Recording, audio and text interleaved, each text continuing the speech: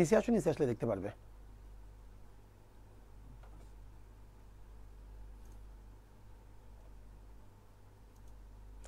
ওকে, লাইভে কি এখন সাউন্ড শোনা যাচ্ছে?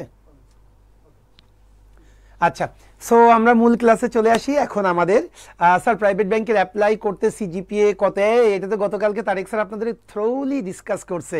আবার একই কোশ্চেন কেন? গতকালকে সেমিনারটা অবশ্যই করবেন, কারণ সেমিনারের ম্যাটেরিয়ালস যেটা দেখলাম আমি, আমারও বেশ ভালো লাগছে। এবং তারেক স্যার খুব প্রোডাক্টিভ কিছু কথাবার্তা বলেছে, যেগুলো খুবই ফ্রুটফুল হবে স্টুডেন্টের জন্য। আমি তারপর আজকে একটু কথা বলবো, একেবারেই যে প্রাইভেট ব্যাংক নিয়ে টাচ করবো না তা না, কারণ আজকে যেহেতু আমার ক্লাসটা হলো how to crack the private bank job special English class. Okay, so English নিয়েই কথা বলবো, তারপরে প্রাইভেট ব্যাংক নিয়ে একটু কথা বলবো আপনাদের সামনে। দেখেন, আমি বলবো যারা সুযোগটা পান, কারণ আপনারা জানেন অনেকেই প্রাইভেট ব্যাংকের সুযোগটা পায় না, কিন্তু যারা একটু যারা কমার্সের স্টুডেন্ট, দ্যাট মিন সেটা ন্যাশনাল হোক এবং তোমার মানে পাবলিক হোক, যেটাই হোক না কেন, কমার্সের স্টুডেন্টরা মাস্ট, যদি সিজিপিএ 3 থাকে, সে ম্যান্ডেটরি, সে কিন্তু প্রাইভেট ব্যাংকে অ্যাপ্লাই করতে পারবে। এখন কিছু কিছু পোস্ট আছে সেগুলার সিজিপিএ 3 কম হইলেও কিন্তু সে ওখানে অ্যাপ্লাই করতে পারে, এটা আমি হরহামেশায় অনেকেই দেখেছি। ওকে, বিষয়টা সো যারা এছাড়াও মনে করেন যারা সায়েন্সের স্টুডেন্ট, আইটির সকল স্টুডেন্ট কিন্তু প্রাইভেট ব্যাংক কল করে। হ্যাঁ, যারা সায়েন্সের স্টুডেন্ট এবং যারা কমার্সের স্টুডেন্ট তারা কিন্তু অনেক সুযোগ পাবেন, অনেক। আর যারা আর্টসের স্টুডেন্ট তাদের কিছু সাবজেক্ট আছে, যেমন ইকোনমিক্স, এটা আমরা বলি আর্টসের, কিন্তু এটা কিন্তু কোর কমার্স আমার দৃষ্টিতে। সো ইকোনমিক্স যাদের আছে, এরপরে হলো আরও কিছু লুক্রেটিভ সাবজেক্ট আছে। আমার ফ্রেন্ড 1,70,000 টাকা আয় করে, সে হলো ঢাকা ভার্সিটির সোশ্যাল সায়েন্সের স্টুডেন্ট, 170K তার স্যালারি। হ্যাঁ, উড়ি ব্যাংকে আছে এবং প্রাইভেট ব্যাংক, মানে প্রাইভেট ফরেইন প্রাইভেট ব্যাংকে আছে। সো ঢাকা ভার্সিটি অ্যাকচুয়ালি আমাদের বাংলাদেশে সাবজেক্টে অতটা মেটার না, তবে মিনিমাম সিজিপিএ 3 থাকা মানে আপনি সেফ জোনে থাকবেন। যদি 3 থাকে, দ্যাট মিনস যদি আপনার প্রাইভেট ব্যাংকে পরীক্ষা দেওয়ার সুযোগ থাকে, আমি বলবো অবসম্ভাবীভাবে আপনার একটা প্রাইভেট ব্যাংকের প্রস্তুতি নেওয়া উচিত এবং একটা জব এনশিওর করা উচিত। কারণ ভাই বর্তমান বাজারে আমার দৃষ্টিতে একটা জব এনশিওর করা খুব আর্জেন্ট, কারণ আপনার জব থাকা মানে কিন্তু আপনার একটা ফাইন্যান্সিয়াল সাপোর্ট থাকা এবং আপনার কনফিডেন্স লেভেলটা অনেক বেড়ে যাওয়া। তখন দেখবেন আপনি অন্যান্য পরীক্ষাতেও কিন্তু খুব সহজে আপনি টিকতেছেন। যেমন আমি আপনাদেরকে বলি, প্রাইভেট ব্যাংকে যারা জব করে, এবার এনএসআইয়ের এডি প্রাইভেট ব্যাংকে যারা জব করে তাদের পরীক্ষাটা বেশি ভালো হয়েছে। এবং জানেন কিনা, বাংলাদেশ ব্যাংকের যে এডির পোস্টটা, আমি এটা আমার অ্যানালাইসিস আমি দেখেছি, মোর দ্যান 40% স্টুডেন্ট কিন্তু প্রাইভেট ব্যাংকে তারা অলরেডি প্রাইভেট ব্যাংকে জব করতেছে। হ্যাঁ, সো আরও কিছু লুক্রেটিভ পেট্রো বাংলা বা অন্যান্য যে সকল চাকরিগুলো আছে, বেজা এগুলো দেখেছি প্রাইভেট ব্যাংকের জব হোল্ডাররা কিন্তু ওই সকল জবগুলো বেশি পায়। কারণ কি, প্রাইভেট ব্যাংকের প্রস্তুতি একদম এক্স্যাক্টলি সেম হয়ে থাকে আপনার বেজা পেট্রো বাংলা, এনএসআই রেডি, এরপরে বর্তমানে ডিজিএফআই রেডি, এগুলো সব ওই কেন্দ্রিক হয়ে থাকে। আচ্ছা, একটু আমি প্রাইভেট ইয়েটা একটু দেখি, এটা একটু ছোট, আচ্ছা থাক, সমস্যা নেই। আচ্ছা, যদি একটু বলি, এদের কমেন্টস বক্সটা একটু ছোট করে ওদেরকে একটু এদিকে টানলে সুবিধা হয়, প্রায় ফেসবুকে যারা আসো, কারণ লাইভে কয়জন আছে আমি দেখতে পারতেছি না। আচ্ছা, যেটা বলতে গিয়েছিলাম, সো ফেসবুক যারা লাইভে আছেন তাদেরকে একটু কমেন্টস করতে বলবো প্লিজ, যে আপনারা ক্লিয়ারলি শুনতে পাচ্ছেন কিনা একটু বলতে হবে। হ্যাঁ, কারণ আজকের ক্লাসটা ইনশাল্লাহ পূজার মধ্যে ক্লাসটা নিতে চাইনি, কিন্তু তারপরে যেহেতু এটা মানে একটা বেসিক ক্লাস, সো আমি মনে করলাম কোর্স যেহেতু ক্লাস না, স্টুডেন্টরা পরেও এই ক্লাসগুলো করতে পারবে, এই জন্যই মূলত আমি আজকের এই ক্লাসটা কন্টিনিউ করলাম। কারণ আমরা সম্মান জানাই, শ্রদ্ধা, মানে অবশ্যই আমাদের অন্যান্য ধর্মের প্রতি আমাদের প্রীতি আছে, অবশ্যই তাদের প্রতি সম্মানবোধ আছে, এবং আমরা সবাই তো, আমাদের মধ্যে ধর্মের কোনো ব্যবধান নেই। হ্যাঁ, ওকে, সো যেটা বলতে গিয়েছিলাম, তাহলে আসেন আমরা মূল আলোচনায় চলে আসি। যেটা ভাই, প্রাইভেট ব্যাংকের কোর্সটা আমরা নতুন করে লঞ্চ করেছি, এর কারণটা হলো আপনারা দেখবেন হর হামেশাই প্রাইভেট ব্যাংকের সার্কুলার, ইভেন গত পরশু দিনও কিন্তু প্রাইভেট ব্যাংকের একটা সার্কুলার আসছে, তাই না? ইসলামী ব্যাংকের 2টা পোস্টের এগেইনস্টে সার্কুলার আসছে।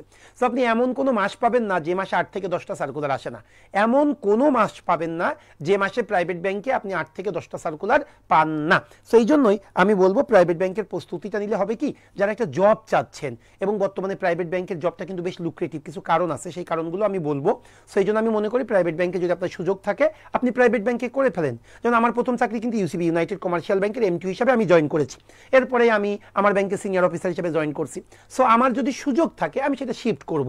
তবে আগে আমি যেটা ফিল করতাম, মাস্টার্সের পরেও ভাই বেকার থাকা, মাস্টার্সের পরেও আমার ছোট ছোট স্বপ্নগুলা থেকে নিজেকে ডিপ্রাইভ করা, ফাইন্যান্সিয়াল কনস্ট্রেইন্টের মধ্যে থাকা, এটা অনেক কঠিন একটা কাজ, চ্যালেঞ্জিং একটা বিষয়। সেই জন্য বলবো যদি সুযোগ থাকে আপনি এটা জব এনশিওর করেন। আর বর্তমানে জব এনশিওর করার জন্য প্রাইভেট ব্যাংকে ব্যাংকিং সেক্টরটা খুবই লুক্রেটিভ একটা সেক্টর। এখন আপনারা বলতে পারেন স্যার কিছু মানুষই তো জব চলে গেছে। আরে এটা নিয়ে একদম প্যানিক হওয়ার দরকার নেই, জব তাদেরই চলে যাচ্ছে, যদি আপনার পেপার পত্রিকা আসতেছে দেখতেছেন, যারা ওইভাবে নিয়োগ হয়েছিল, পরীক্ষার মাধ্যমে ট্রুলি নিয়োগ হয়েছে, তার কখনো জব যাচ্ছে না। হ্যাঁ, সো আমরা ভয় পাবো না, যাদের জব যাচ্ছে তারা ওইভাবেই নিয়োগ হয়েছিল। আলম সাহেব যেহেতু দেশে নাই, এস আলম দেশে না থাকলে তাদের জবও থাকবে না, এটাই স্বাভাবিক ছিল। ওকে, সো আসেন আজকে আমার মূল যে আমি যেটা রেখেছি সেটা হলো how to crack the private bank job special English class. মূলত আমি ইংলিশ ক্লাস নিয়েই, ইংলিশ বিষয় নিয়ে আজকে কথা বলবো। আচ্ছা আসেন, তার আগে আমি জাস্ট 3টা স্লাইড 5টা মিনিট আপনাদের সময় নিব, যেগুলো হলো যদিও তারেক স্যার গতদিন খুব সুন্দরভাবে বলেছে, কিন্তু আরেকবার আমি একটু আপনাদেরকে এই বিষয়গুলো একটু এমফাসাইজ করতে চাই। সেটা হলো হোয়াই শুড আ জব এক্সপেক্ট্যান্ট, কেন একজন জব প্রত্যাশীর উচিত হবে prepare for private bank job. একজন জব প্রত্যাশীর কেন প্রাইভেট ব্যাংক জবের জন্য প্রস্তুত হওয়া উচিত বা প্রাইভেট ব্যাংক জবের প্রস্তুতি নেওয়া উচিত, সেটা যদি বলি, দ্যাট মিনস আপনি জব প্রত্যাশী, আপনি আমাকে বললেন স্যার আমি কেন প্রাইভেট ব্যাংকের আমি জবের প্রস্তুতি নিব, এই কোশ্চেনটার আনসারটা যদি আমি দিতে চাই, আমার প্রধান যে আনসারটা হবে, রিজনটা আমি বলবো, সেটা হলো প্লেন্টি অফ সার্কুলার্স। ভাই আপনি যদি প্রাইভেট ব্যাংকে মানে প্রিপারেশন নেন, আপনি অগণিত সার্কুলার পাবেন, অগণিত। That means 120+ circular in a year. এক বছরে আপনি 120-এর অধিক সার্কুলার পাবেন। দ্যাট মিনস মিনিমাম আপনি 40 থেকে 50টা পরীক্ষা দিতেই পারবেন এবং আপনি দিতে আগ্রহী থাকবেন। তো নিচের পোস্টগুলো আপনি অ্যাপ্লাই করতে চাচ্ছেন না, কারণ বিভিন্ন সেক্টর তো আছে, ওরা সেক্টর বেস পরীক্ষা নিয়ে থাকে। সো আমি বলবো আপনি প্রাইভেট ব্যাংকের প্রস্তুতি নেবেন। এর কারণটা কি, এক বছরে 120-এর অধিক সার্কুলার পাবেন। একটু চিন্তা করেন তো, এক বছরে যদি আপনি 50টাও পরীক্ষা দেওয়ার সুযোগ পান, 50টাও পরীক্ষা দেওয়ার সুযোগ পান, তাহলে আপনার জব পাওয়ার সম্ভাবনা কত বেড়ে গেল।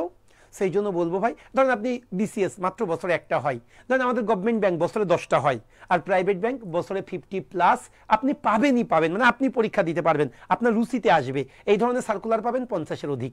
ক্লিয়ার বিষয়টা? সে 120-এর অধিক সার্কুলার আসে, এটার কারণে আমি বলবো আপনি প্রাইভেট ব্যাংকের প্রস্তুতি নিতে পারেন জব প্রত্যাশী হিসাবে, একটা গুড রিজন। আর 2 নাম্বার বলবো highest chance of getting a job. যেমন আমি বললাম যে আপনার জব পাওয়ার সম্ভাবনাটা অনেক বেশি। কেন অনেক বেশি? কারণ দেখেন প্রাইভেট ব্যাংকে অগণিত পোস্ট আছে, যেমন আমাদের সরকারি ব্যাংকে মাত্র 3টা পোস্ট, এখন আমরা 4টা পোস্ট পাচ্ছি কিছু কিছু ব্যাংকের। 3টা পোস্ট কি কি?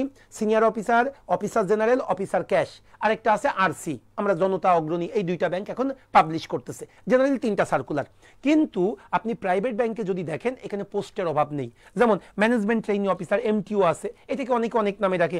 এসসিও, ওয়ান ব্যাংক এই এমটিওকে ডাকে স্পেশাল ক্যাডার অফিসার। আবার এই এমটিও পদটাকেই ব্ল্যাক ব্যাংক কি নামে ডাকে? লিডারশিপ অফিসার নামে ডাকে, কিন্তু এমটিওটাই পোস্ট। এরপরে probationary officer, assistant officer, junior officer, trainee junior officer, trainee assistant officer, এরপরে টিএসও। দ্যাট মিনস এই পোস্টগুলো বেশ মানে স্মার্ট একটা পোস্ট এবং খুব ভালো একটা স্যালারি এটা বিলংস করে। সেই জন্য এতগুলা পোস্টে এতগুলা সার্কুলার যেহেতু আসে, এই জন্য আমি বলবো আপনি যদি প্রাইভেট ব্যাংকের প্রস্তুতিটা নেন, তাহলে আপনার পক্ষে জব পাওয়ার সম্ভাবনা অনেক বেড়ে যায়। আচ্ছা, আরেকটা হলো ফাস্ট রিক্রুটমেন্ট প্রসেস। ভাই আপনি প্রাইভেট ব্যাংকে চাকরিটা নেবেন, এটার রিক্রুটমেন্ট প্রসেস এত দ্রুত যেটা কল্পনা অতীত। দ্যাট মিনস 4 মাসের মধ্যে পুরো জব হয়ে যায়, 4 মাসের মধ্যে পুরো নিয়োগ হয়ে যায়, 6 মাস কখনো অতিক্রম করে না। দ্যাট মিনস একটা সার্কুলার পাবলিশ হবে, এরপর এমসিকিউ মানে এমসিকিউ রিটেন ভাইবা, এরপরে নিয়োগ, আপনার একদম 6 মাসের মধ্যে ক্লোজ। সো এটা একটা রিজন হইতে পারে দ্রুত জব পাওয়ার জন্য। যেমন বিসিএস 4 বছর সময় লাগে, আমাদের সরকারি ব্যাংকে 1.5 বছর সময় লাগে, 1.5 বছরের মধ্যে নিয়োগ হয়ে যায়, আর বেসরকারি ব্যাংকে 6 মাসের মধ্যে সার্কুলার থেকে একেবারে নিয়োগ হয়ে যায়। সো আমি একজন স্টুডেন্ট বা জব প্রত্যাশী হিসেবে আপনাদেরকে বলবো, যদি আপনারা জব প্রত্যাশী হিসেবে আমার কাছে জিজ্ঞেস করেন কেন প্রাইভেট ব্যাংকের প্রস্তুতি নেবেন, আমি এই 3টা রিজন কোজেন্ট আকারে আপনাদের সামনে উপস্থাপন করলাম, যে এখানে 100-এর অধিক সার্কুলার পাবেন, এখানে আপনার অনেকগুলো পোস্ট আছে, জব পাওয়ার সম্ভাবনা অনেক বেশি, আর এখানে রিক্রুটমেন্ট প্রসেসটা খুব দ্রুত হয়ে যায়। এই কারণে আপনি প্রাইভেট ব্যাংকের প্রস্তুতিটা বা প্রাইভেট ব্যাংকের জন্য একটু ট্রাই করবেন। এইবার যদি একটু বলি ক্যারিয়ার অপরচুনিটি, একটু জাস্ট আপনাদেরকে ডিসক্লোজ করা, কারণ গতকাল কিন্তু এগুলো তারেক ভাই বলেছে। সো ক্যারিয়ার অপরচুনিটি ভাই, বর্তমানে প্রাইভেট ব্যাংকের কিন্তু ক্যারিয়ার অপরচুনিটি অনেক বেশি, অনেক বেশি। আচ্ছা, আপনাদের যদি কোনো রকম কোশ্চেন থাকে অবশ্যই আপনারা কোশ্চেন করবেন, যে কোনো ব্যাংক অ্যান্ড ব্যাংকিং রিলেটেড বা ক্যারিয়ার রিলেটেড, আপনার জব সম্পর্কিত যে কোনো টাইপের কোশ্চেন আপনি আমাকে করতে পারেন। আচ্ছা, আমি যদি একটু বলি, দেখেন আপনি যদি প্রাইভেট ব্যাংকে, আমি ইংলিশ নিয়েই কিন্তু আজকে পড়াবো, প্রাইভেট ব্যাংকের ইংলিশের প্রস্তুতিটা কেমন হয়, জাস্ট 2টা স্লাইড আমি আপনাদের শেয়ার করতে চাচ্ছি। প্রাইভেট ব্যাংকের যদি আপনি জব শুরু করেন, এখানে ক্যারিয়ার গ্রোথটা অনেক ভালো। কেন ভালো বলতেছি, দেখেন আমি বর্তমানে একটা ডিগ্রি নিচ্ছিলাম, এই ডিগ্রির সাথে আমার প্রাইভেট এবং পাবলিক আমরা 60 জন মিলে একটা ডিগ্রি নিচ্ছি। এই 60 জনের বিআইবিএম থেকে আমি একটা ডিগ্রি করে নিচ্ছি। এই 60 জনের মধ্যে আমি প্রাইভেট ব্যাংক প্রায় 40+ প্রাইভেট ব্যাংক আছে, বাকিগুলো আমরা গভর্নমেন্ট ব্যাংকের আর কি ক্যান্ডিডেট। সো দেখেন আমি এখন ফিল করি ওদের কাছে বসে ওদের কথা শুনে আমার এখন মাঝে মাঝে মনে হয় না প্রাইভেট ব্যাংকে থাকলেই মনে হয় ভালো করতাম। এত চমৎকার ওদের এখন ফ্যাসিলিটিস যেটা কল্পনা অতীত। হ্যাঁ, ওয়ার্কিং প্রেশার তো থাকবেই, ওয়ার্কলোড এখন সরকারি জবে মানে গভর্নমেন্ট ব্যাঙ্কগুলোতেও হাই ভাই। এখন একটা প্রাইভেট ব্যাংকের মানে এমটিও পদে যে পরিমাণ প্রেশার নেই, আমরা গভর্নমেন্ট সিনিয়র অফিসারও একই রকম প্রেশার নিয়ে থাকি। ক্লিয়ার বিষয়টা? ওকে, সো দেখেন আমি যদি প্রথমটা বলি হ্যান্ডসাম মান্থলি স্যালারি, আপনার ধারণা নেই ভাই প্রাইভেট ব্যাংকের স্যালারি বা ইনক্রিমেন্ট কত বেশি, কল্পনার বাইরে। এবং আরেকটা বড় ব্যাপার হলো আপনার 4-5 বছর যখন আপনি প্রাইভেট ব্যাংকে ব্যাংকিং কার্যক্রম করবেন, এরপরে যে জব এক্সপিরিয়েন্সটা, এটা দ্বারা আপনি যে কত দ্রুত সুইচ করবেন, ধাপধুপ করে সুইচ করে আমার ফ্রেন্ডরা। আমার একটা ফ্রেন্ড, ও প্রথমে ইবিএলে আসলো, ইবিএলে সিনিয়র অফিসার বা এমটিও পদে আসলো, এরপরে সে প্রিন্সিপাল অফিসার হয়ে গেল মার্কেন্টাইল ব্যাংক। মার্কেন্টাইল ব্যাংকের পরে এখন সে আর কি লোনের প্রধান হিসাবে সে এখন উড়ি ব্যাংকে জয়েন করলো, যে ফ্রেন্ডের কথা বললাম। এরকম অগণিত ওদের আর কি আছে সুইচিং সুযোগ আছে।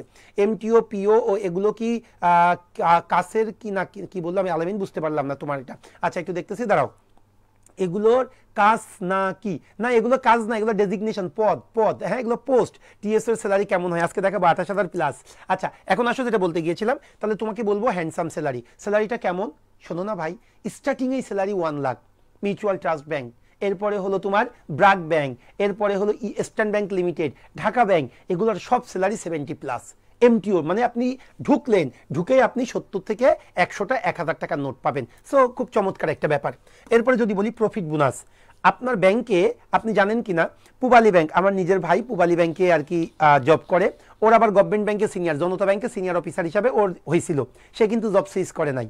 আপনি একটু বুঝেন, পূবালী ব্যাংকে আমার ভাই, আমার ছোট ভাই পূবালী ব্যাংকে আছে সিনিয়র অফিসার হিসাবে, সে জনতা, পূবালী ব্যাংক কিন্তু বেসরকারি bank, say Janata bank that means সরকারি ব্যাংকের সিনিয়র হিসাবে অফিসার হিসাবে সে মনোনীত হয়েছে, কিন্তু তারপরে জয়েন করে নাই। কেন জয়েন করে নাই? পূবালী ব্যাংকে 7টা করে ইনসেন্টিভ বোনাস, 7টা।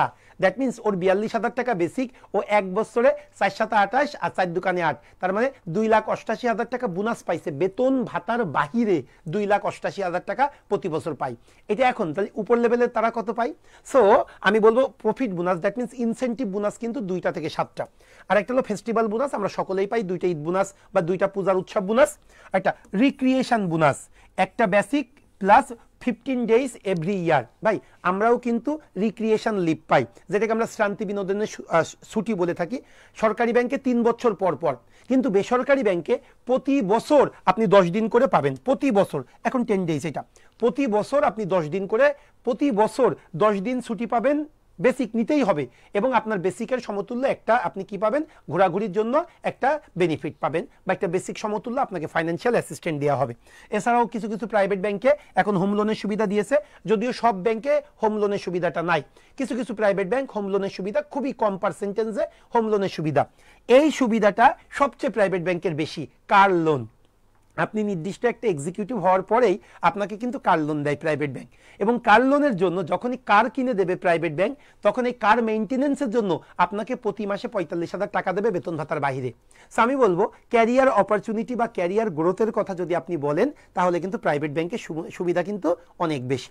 সো আমরা ক্যারিয়ার গ্রোথ বা ক্যারিয়ার অপরচুনিটি অবশ্যই চিন্তা করব, তবে জব প্রত্যাশী হিসেবে আমি বলবো আপনি প্রাইভেট ব্যাংকের প্রস্তুতি নেবেন। এর কারণটা হলো ভাই, আপনি 1 বছরে অনেকগুলা সার্কুলার পাবেন, অনেকগুলা পরীক্ষা দেবেন। সিম্পলি চিন্তা করেন না ভাই, 50 বার পরীক্ষা দিয়ে জব পাওয়ার সম্ভাবনা আর বছরে ধরেন বিসিএস একবার দিয়ে জব পাওয়ার সম্ভাবনা, দুইটা কিন্তু কখনোই সেম হবে না। সো আপনি যত বেশি পরীক্ষা দেওয়ার সুযোগ হবে, আপনার জব পাওয়ার সম্ভাবনাটাও তত বাড়বে। এই জন্য আমি বলবো আপনি জব প্রত্যাশী হিসাবে যদি সুযোগ থাকে, আপনি প্রাইভেট ব্যাংকের প্রস্তুতিটা নেন, অনেক পরীক্ষা দিতে পারবেন এবং খুব দ্রুত জব পাবেন। এবং যে জবটাতে আপনার ক্যারিয়ার গ্রোথ আছে, স্যালারি আছে, অন্যান্য বেনিফিট খুব বেশি কাজ করে। হ্যাঁ, একটু ওয়ার্কিং প্রেশারটা বেশি, ওয়ার্কলোডটা বেশি, এটা নিতে কোনো সমস্যা নেই। যদি কম্পেনসেশন টাকা পয়সা থাকে, তাহলে আমার এটা নিতে কোনো সমস্যা নেই। এই হলো মূল বিষয়, ক্যারিয়ার অপরচুনিটি। আরও একটা যদি বলি, এই যে দেখেন current private bank circular, that means আমি যে বলি প্রতি 10 দিন পর পর প্রাইভেট ব্যাংকের 1টা 2টা করে আপনারা সার্কুলার পান। সো একটু দেখেন বর্তমানে এই যে সার্কুলার চলতেছে 2টা, একটা হলো ব্যাংক এশিয়াতে, আপনারা সবাই অ্যাপ্লাই করবেন। ব্যাংক এশিয়ার টেলার পদে, সেটা কি স্যালারি কত? 40,000 টাকা। এটা কিন্তু during provision period, that means provision পিরিয়ডে কিন্তু 40,000, এরপরে কিন্তু সেটা 55 বা 56,000 গিয়ে হবে। ক্লিয়ার বিষয়টা? সো ব্যাংক এশিয়াতে টেলার পদে 40,000 টাকা। এটার ডেডলাইন কত? অক্টোবর 12, 2025। আজকে তো অক্টোবরের 2 তারিখ, তাই না? আজকে 1 তারিখ। সো এই যে 12 দিন সময় আছে, আপনারা এটা অ্যাপ্লাই করবেন। দেখবেন যে অনেকের এখন কি শর্টলিস্ট করে। এরপর আরেকটা যদি বলি, ইসলামী ব্যাংকে এখন 2টা সার্কুলার আছে, trainee assistant officer. Trainee assistant officer 2টা ছিল, তো আরেকটা কোথায় গেল? আচ্ছা, 2টা সার্কুলার আছে এখানে, 28,000 টাকা, 16 অক্টোবর 2025, এটা কিন্তু লাস্ট ডেট। ওরা 2টা আর কি সার্কুলার। এটা ক্লিয়ার? দেখি পরের পেজে আছে কিনা। ওকে, না, 2টা সার্কুলার আছে, আপনারা দেখবেন। হ্যাঁ, trainee assistant officer general, trainee assistant officer cash, 2টা আর কি সার্কুলার। সো দেখেন, 2টাই কিন্তু বেশি রেপুটেটেড একটা ব্যাংক। আর এখন আর ইসলামী ব্যাংকে চাকরি পাইলে ভয়ের সম্ভাবনা নাই, আপনার চাকরি অবসম্ভাবীভাবে থাকবে। সো দেখেন, এবং স্যালারিটা দেখেন, জাস্ট টেলারের স্যালারি হলো 40K, যেটা প্রভিশন পিরিয়ড। আর প্রভিশন পিরিয়ড যদি পার হয়ে যায়, এটার স্যালারি কিন্তু 56। ক্লিয়ার বিষয়টা? সো টেলার মানে একটা ক্যাশ অফিসার, ক্যাশ অফিসারের বেতনই কিন্তু 56,000 টাকা। সো এই জন্য বলবো, স্যার আমি আর্টসের স্টুডেন্ট, ডিগ্রি করলে ভাই তোমাকে প্রাইভেট ব্যাংকে ডাকবে না, আর রেক্সো তুমি কষ্ট নিও না, তুমি সরকারি ব্যাংকের জন্য ট্রাই করো। স্যার শুনেছি জাতীয় বিশ্ববিদ্যালয়ে পড়লে প্রাইভেট ব্যাংকে চাকরি না, একদম ভুল কথা, একদম ভুল কথা। এই যে কয়দিন আগে ডাচ বাংলা ব্যাংকের এক্সিকিউটিভ অফিসারের পরীক্ষা হলো, 293 জনকে নিয়েছিল। আমরা কাউন্ট করেছিলাম টার্নিং পয়েন্ট থেকে 72-এর অধিক ওখানে ন্যাশনালের স্টুডেন্ট চান্স পাইছে, 72-এর অধিক, এবং স্যালারি কিন্তু 65,000। হ্যাঁ, সো অনেক ভালো একটা বিষয় ছিল। সো এখন কিন্তু ন্যাশনালের স্টুডেন্টরা হরহামেশাই পরীক্ষা দিতে পারতেছে। ওকে স্যার, ভালো আছেন? অবশ্যই ভালো আছি স্যার। ব্যাংকের এক্সামগুলা কোথায় হয়? ব্যাংকের এক্সামগুলো ঢাকাতেই হয়, প্রাইভেট ব্যাংকের এক্সামগুলো। টেলার পদের কাজ কি? টেলার মানে ক্যাশ অফিসার, ক্যাশ যারা তোমরা যাও ব্যাংকে টাকা জমা নেয়, যারা টাকা কাউন্ট করে, ওদেরকে টেলার বলা হয়। ওকে মাই ডিয়ার, সো এটা ছিল কারেন্ট, মানে এখন সার্কুলার বিদ্যমান, জাস্ট আপনাদেরকে দেখানোর জন্য যে প্রাইভেট ব্যাংকে কত হরহামেশাই সার্কুলার হয়, এবং স্যালারি প্যাটার্নটা অনেক ডেভেলপ একটা স্যালারি দিয়ে থাকে, তারা স্মার্ট একটা স্যালারি দিয়ে থাকে। আচ্ছা, এইবার আমি আমার আজকের যে মূল আলোচনা, যেটা হলো ইংলিশ নিয়ে কথা, যেহেতু আজকে প্রাইভেট ব্যাংকের ইংলিশটাকে কিভাবে আপনি ক্র্যাক করবেন, বা ইংলিশ প্রস্তুতি অনেকের কাছে কঠিন মনে হয় যে স্যার প্রাইভেট ব্যাংকে তো স্যার ভয় লাগে, কারণ ইংলিশ এবং ম্যাথটা একটু কঠিন আসে, তাই না? সো আমি সেই বিষয়গুলো নিয়ে আজকে আলোচনা করব। আজকে আমি 2টা ফেজে আলোচনা করব ইংলিশের বিষয়টা। সেটা হলো, স্যার ইকোনমিক্স ডিপার্টমেন্ট থেকে আমি অনার্স পাস করেছি, 100-তে 100 সাকিরা তুমি অ্যাপ্লাই করতে পারবা। তুমি জানো না ইকোনমিক্স সাবজেক্টটা কত লুক্রেটিভ সাবজেক্ট। স্যার ব্যাংকে সিজিপিএ শর্টলিস্ট হইতে 3 হইলে তুমি সেফ জোনে থাকবা, কনফার্ম জান্নাতি। হ্যাঁ, ওকে, টেলার পদের কাজ কি? ঠিক আছে, এখন একটু শোনো, আমি আমার মূল আলোচনায় আসি। আজকে আমার মূল আলোচনাটা হলো যে আপনি ইংলিশের প্রস্তুতিটা কিভাবে নেবেন। আপনি যদি প্রাইভেট ব্যাংকের প্রস্তুতি নিতে চান, তাহলে আপনার ইংলিশ প্রস্তুতিটা কেমন হবে সেই বিষয়টা নিয়ে আজকে একটু কথা বলবো। আমি আমার এই বিষয়টা, ইংলিশের বিষয়টা ডিসকাস করার জন্য আমি 2টা ফেজে বা 2টা ভাগ করে নিব আমার টাইমটাকে। একটা হলো যে প্রাইভেট ব্যাংকের কোশ্চেনগুলো যেটা আসে, এটা কিভাবে আসে, বা কিভাবে এটার কোশ্চেনের প্যাটার্নগুলো ডেভেলপ সেট করা হয়, এটা নিয়ে আলোচনা করব। আর এই প্রাইভেট ব্যাংকের প্রস্তুতির জন্য টার্নিং পয়েন্ট কিভাবে লেকচার শিটগুলো ডেভেলপ করেছে, সেই বিষয়টা আমি একটু আজকে আলোচনা করার চেষ্টা করব। ক্লিয়ার বিষয়টা? ওকে, আমি আবারও বলি, যার যে কোনো কোশ্চেন অবশ্যই আপনারা থ্রো করবেন। আজকে একটু কোশ্চেন করব। আমাদের প্রাইভেট ব্যাংকের কোর্স কিন্তু আমরা অলরেডি লঞ্চ করে ফেলেছি। ক্লাস শুরু হবে এই 12 তারিখ থেকে, খুব সম্ভবত আপনাদের লেকচার শিট ওয়াইজ ক্লাস হবে। স্যার আমি প্রাইভেট ইউনিভার্সিটি থেকে ইংলিশে অনার্স করেছি, অবশ্যই তুমি ডাক পাবে, কোনো ভয় নেই। ওয়ার্কিং টাইম কেমন হয়? ওয়ার্কিং টাইম সবসময় একই হয়, 10টা থেকে সন্ধ্যা 6টা পর্যন্ত, তবে প্রাইভেট ব্যাংকে 7টা পর্যন্ত ধরে নিবা, এর বেশি কখনোই থাকতে হয় না। ওকে, আবেদন প্রক্রিয়াটা একটু ব্যাখ্যা করবেন স্যার। গতকালকে তারেক স্যার খুব সুন্দর করে ব্যাখ্যা করছে, গতকালকের ক্লাসটা অবশ্যই করবা।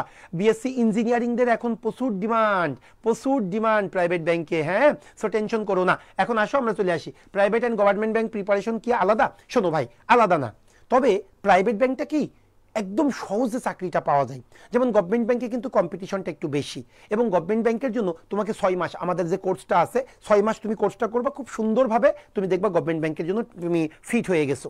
কিন্তু প্রাইভেট ব্যাংক এটার কোশ্চেনটা একটু টাফ হয়ে থাকে। কারণ কি, দেখবা গভর্নমেন্ট ব্যাংকে আর্টস ফ্যাকাল্টি কোশ্চেন নেই করে, কিন্তু প্রাইভেট ব্যাংকে কিন্তু কোনোদিন আর্টস ফ্যাকাল্টি কোশ্চেন করবে না। প্রাইভেট ব্যাংকের কোশ্চেনগুলো করে হয় বিআইবিএম, না হয় আইবিএ, না হয় FBS, faculty of business studies, এর বাইরে কিন্তু কোশ্চেন করে না।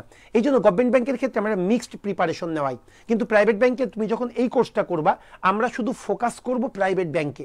তার মানে তোমার 3.5 মাসের মধ্যেই দেখবা যে কমপ্লিট একটা প্রস্তুতি হয়ে যাবে প্রাইভেট ব্যাংক। এই জন্যই আমরা প্রাইভেট ব্যাংকের জন্য আলাদাভাবে একটা কোর্স লঞ্চ করেছি। ক্লিয়ার? আচ্ছা, বিডি জব দিয়ে আবেদন করলে কিভাবে ডাকে? হ্যাঁ, বিডি জব দিয়েই তো আমরা আবেদন করব। ওকে, সো আসো তাহলে, অথবা কিন্তু ডিরেক্টলি ওয়েবসাইটে গিয়েও আবেদন করা যায়। এখন আমরা কথা বলি ইংলিশের কোশ্চেন প্যাটার্ন তিনটা, যেহেতু তোমরা গত সপ্তাহে বিসিএস এর পরীক্ষা দিয়েছো তাই না, সো এই জন্য তোমাদের মাথায় একটা সেট আছে। ইংলিশের কোশ্চেন মানেই তিন ধরনের কোশ্চেন হয়ে থাকে, একটা গ্রামার বেসড, একটা ভোকাবুলারি বেসড, একটা লিটারেচার বেসড। তবে মাথায় রাখো প্রাইভেট ব্যাংকে সিঙ্গেল কোশ্চেনও লিটারেচার থেকে হয় না, সিঙ্গেল কোশ্চেনও লিটারেচার থেকে হয় না। এই জন্য আমি তোমাদের বলবো যে লিটারেচার বেসড পড়ার দরকার নেই, এটা 0%। জেনারেলি প্রাইভেট ব্যাংকে বা আমাদের সরকারি ব্যাংকেও দুই ধরনের কোশ্চেন আসে।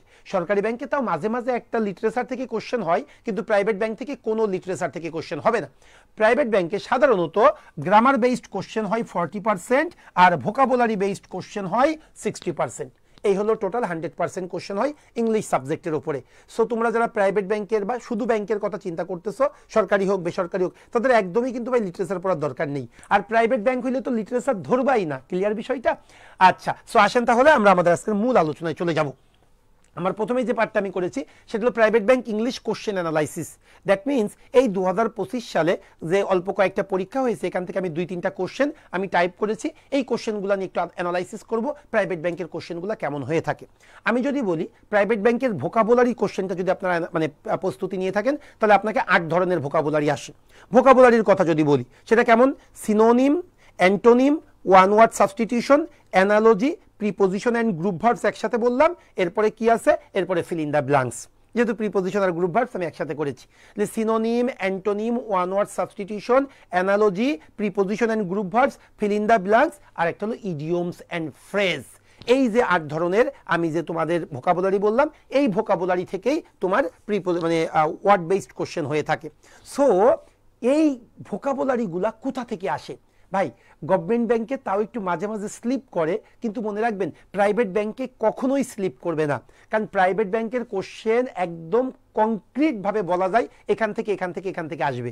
যে বিষয়টা গতকালকে তারেক স্যার উপস্থাপন করেছে, আমি সুন্দর করে স্লাইডটা রেডি করে দিয়েছিলাম, ওই স্লাইডটা সেটা তারেক স্যার উপস্থাপন করেছে, তাই না? যে প্রাইভেট ব্যাংকের কোশ্চেনগুলো কোথা থেকে হয়। কেন বলতেছি, যে 3.5 থেকে 4 মাস সময় দিলে প্রাইভেট ব্যাংকে আপনি মানে যদি একটা কল পান ইনশাল্লাহ আপনি ওই একটা টিকবেনই টিকবেন, যদি আপনি আমাদের যে ক্লাসগুলো হবে এবং আমাদের যে লেকচার শিটগুলো আপনাদেরকে প্রোভাইড করব এই দুইটা যদি শেষ করতে পারেন, আমি কনফার্ম করতেছি ইনশাল্লাহ আল্লাহ রহিম রহমান চাইলে আপনি জব পাবেনই পাবেন। ক্লিয়ার বিষয়টা? আচ্ছা, সো এই জন্য আমি প্রাইভেট ব্যাংকে সবচেয়ে যে পার্টটা থেকে বেশি কোশ্চেন হয় সেটা হলো প্রিপোজিশন। কেন জানি না, যেমন আমাদের গভর্নমেন্ট ব্যাংকে দেখবেন প্রিপোজিশন 2টা করে আসে, কিন্তু এবং মাঝে মাঝে আসে আবার মাঝে মাঝে আসে না। কিন্তু প্রাইভেট ব্যাংকে আপনি একটা কোশ্চেনও খুব কম কোশ্চেন, যদি এটা আবার ফ্যাকাল্টি ওয়াইজ ভ্যারি করে, যেমন যদি বিআইবিএম কোশ্চেন করে, মনে রাখবেন প্রাইভেট ব্যাংকে প্রিপোজিশন থেকে 3টা থেকে 5টা কোশ্চেন আসবেই আসবে যদি বিআইবিএম কোশ্চেন করে। আর প্রাইভেট ব্যাংকের মোর দ্যান 60% কোশ্চেন কিন্তু বিআইবিএম করে থাকে। ক্লিয়ার? সেই জন্য প্রাইভেট ব্যাংকের জন্য প্রিপোজিশনটাই সবচাইতে বেশি ইম্পর্টেন্ট। সো আপনাদেরকে প্রিপোজিশন কোশ্চেনটা একটু বেশি বেশি পড়তে হবে। ক্লিয়ার বিষয়টা? এছাড়া সিনোনিম, অ্যান্টোনিম, অন্যান্য সব পার্ট পড়তে হবে, কিন্তু কেন জানি না যদি বিআইবিএম কোশ্চেন করে মনে রাখবেন প্রিপোজিশন থেকে কোশ্চেন আসবেই আসবে। স্যার মেয়েদের জন্য কেমন হবে এই জব? আরে মেয়েদের জন্যই তো বেশি প্রাইভেট ব্যাংকে চাকরিটা, কারণ এখানে আপনাদের প্রেশার দেওয়া হয় না, সব প্রেশার আমাদের উপরেই চলে আসে। এবং আপনারা দেখেন না কেন প্রাইভেট ব্যাংকে আপনারা যান না টাকা পয়সা জমা দিতে, টাকা উত্তোলন করতে, দেখেন না মেয়েদের সংখ্যা কেমন, অনেক বেশি। বিশেষ করে ব্র্যাক ব্যাংক, মেয়েদের জন্য 3% হাউস লোন আছে, তোমরা জানো? আমাদের থেকেও কম। আমরা সরকারি ব্যাংকে 4% সুদে আমরা লোন নিই, আর ব্র্যাক ব্যাংকের মেয়েরা 3% সুদে লোন নেয়। আচ্ছা, what will be the salary of IBBL? 28,000 টাকা বললাম, 28,000 টাকা প্রবেশনারি পিরিয়ডে, এরপরে সম্ভবত 37,000 বা 38,000 টাকা। ওকে, সো আসেন তাহলে আমরা কোশ্চেনগুলো একটু দেখি। Feel in the blanks with appropriate preposition. আমি বলেছিলাম যে প্রাইভেট ব্যাংকে সবচেয়ে বেশি আসে অ্যাপ্রোপ্রিয়েট প্রিপোজিশন, এই জন্যই আমি প্রথমেই অ্যাপ্রোপ্রিয়েট প্রিপোজিশনটা রেখেছি। আসেন না আগে 3টা প্রাইভেট ব্যাংক বা 2টা প্রাইভেট ব্যাংকের কোশ্চেন সলভ করে আসি, কেমন কোশ্চেন আসে, তাহলে আপনাদের একটা আইডিয়া চলে আসবে। যেমন দেখেন যদি লিখি হি is definitely blind dash is fault, এটা কোথায় এসেছে? One bank PLC special cadre officer, মানে এমটিও পদ। ওয়ান ব্যাংকের এমটিও পদ, কিন্তু এটা এমটিও পদ কবে হয়েছিল? 3/1/2025, এটা বিআইবিএম নিয়েছিল। তাহলে এই যে 2025 সালের জানুয়ারি মাসে এই পরীক্ষাটা হয়েছিল, তাই না? সো এখানে এসেছে he is definitely blind dash is fault, সে তার ফল্ট জন্য কি সে ব্লাইন্ড। সো এখন একটু বলতে পারবা এখানে কোন অপশনটা হবে? একটু দ্রুত দ্রুত। হ্যাঁ, সিয়াম অলরেডি আনসার করে ফেলেছে। সিয়াম একটু পরে বলবো তোমার আনসারটা হয়েছে কিনা। ওকে, আক্তার, সুমা আক্তার করেছে, ফৌজিয়া করেছে। ওকে, সুমা বলেছে অফ, ফৌজিয়া বলেছে টু, শাকিরা বলেছে অফ, রিমি বলেছে অফ। Of of of. আচ্ছা, একটু ফেসবুকে যারা আছো তোমরাও কিন্তু এটা অ্যাপ্লাই করবে। সুমাইয়া বলছে টু, লাবণী বলছে অফ, রাকিব বলছে অফ, রিতা বলছে টু।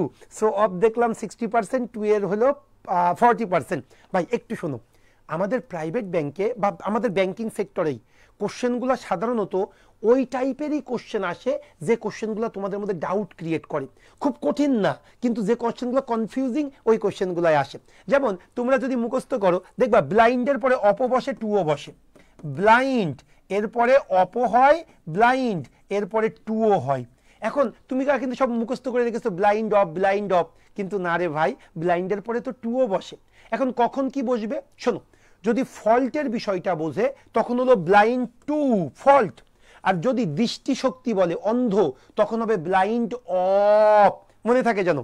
সো দৃষ্টিশক্তি নাই সেই ক্ষেত্রে ব্লাইন্ড অফ, আর কারুর ফল্টের বিষয়ে, কারুর দোষের বিষয়ে যখন আমরা অন্ধ থাকবো তখন হবে ব্লাইন্ড টু।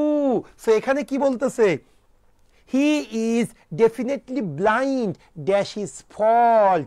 যখন দোষ ত্রুটির ক্ষেত্রে হবে তখন হবে টু, আর যখন দৃষ্টিশক্তি অন্ধ, বাস্তবে চোখ মানে অন্ধ, তখন কি হবে, তখন হবে অফ। সো এখানে বাস্তবে অন্ধতার বিষয়টা বোঝাচ্ছে না, এখানে কি ফল্টের প্রতি, সে অন্যের দোষের প্রতি কি ছিল, বা নিজের সন্তানের দোষ দেখার প্রতি সে কি ছিল, অন্ধ ছিল।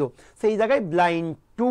মনে থাকে জানো। হ্যাঁ স্যার, আমি 24 ব্যাচের স্টুডেন্ট, এই ব্যাচের ক্লাস করলে প্রাইভেট ব্যাংক প্রস্তুতি হয়ে যাবে? 100তে 100 হবে ভাই। আর মাস্টার ব্যাচের সিটগুলো, হ্যাঁ ওটা এটা করলেও হবে, এটা করলেও হবে। হ্যাঁ, তবে তোমার যদি মনে হয় একটু আলাদা করে প্রস্তুতি নিব, কারণ এখানে খুব মানে মানে একদম এক্সক্লুসিভ ওয়েতে কিন্তু পড়ানো হবে। কারণ কি, যেমন ইংলিশের কোশ্চেনগুলো আমরা ওইভাবেই নিব, ম্যাথের কোশ্চেনগুলো ওইগুলোই পিক করব।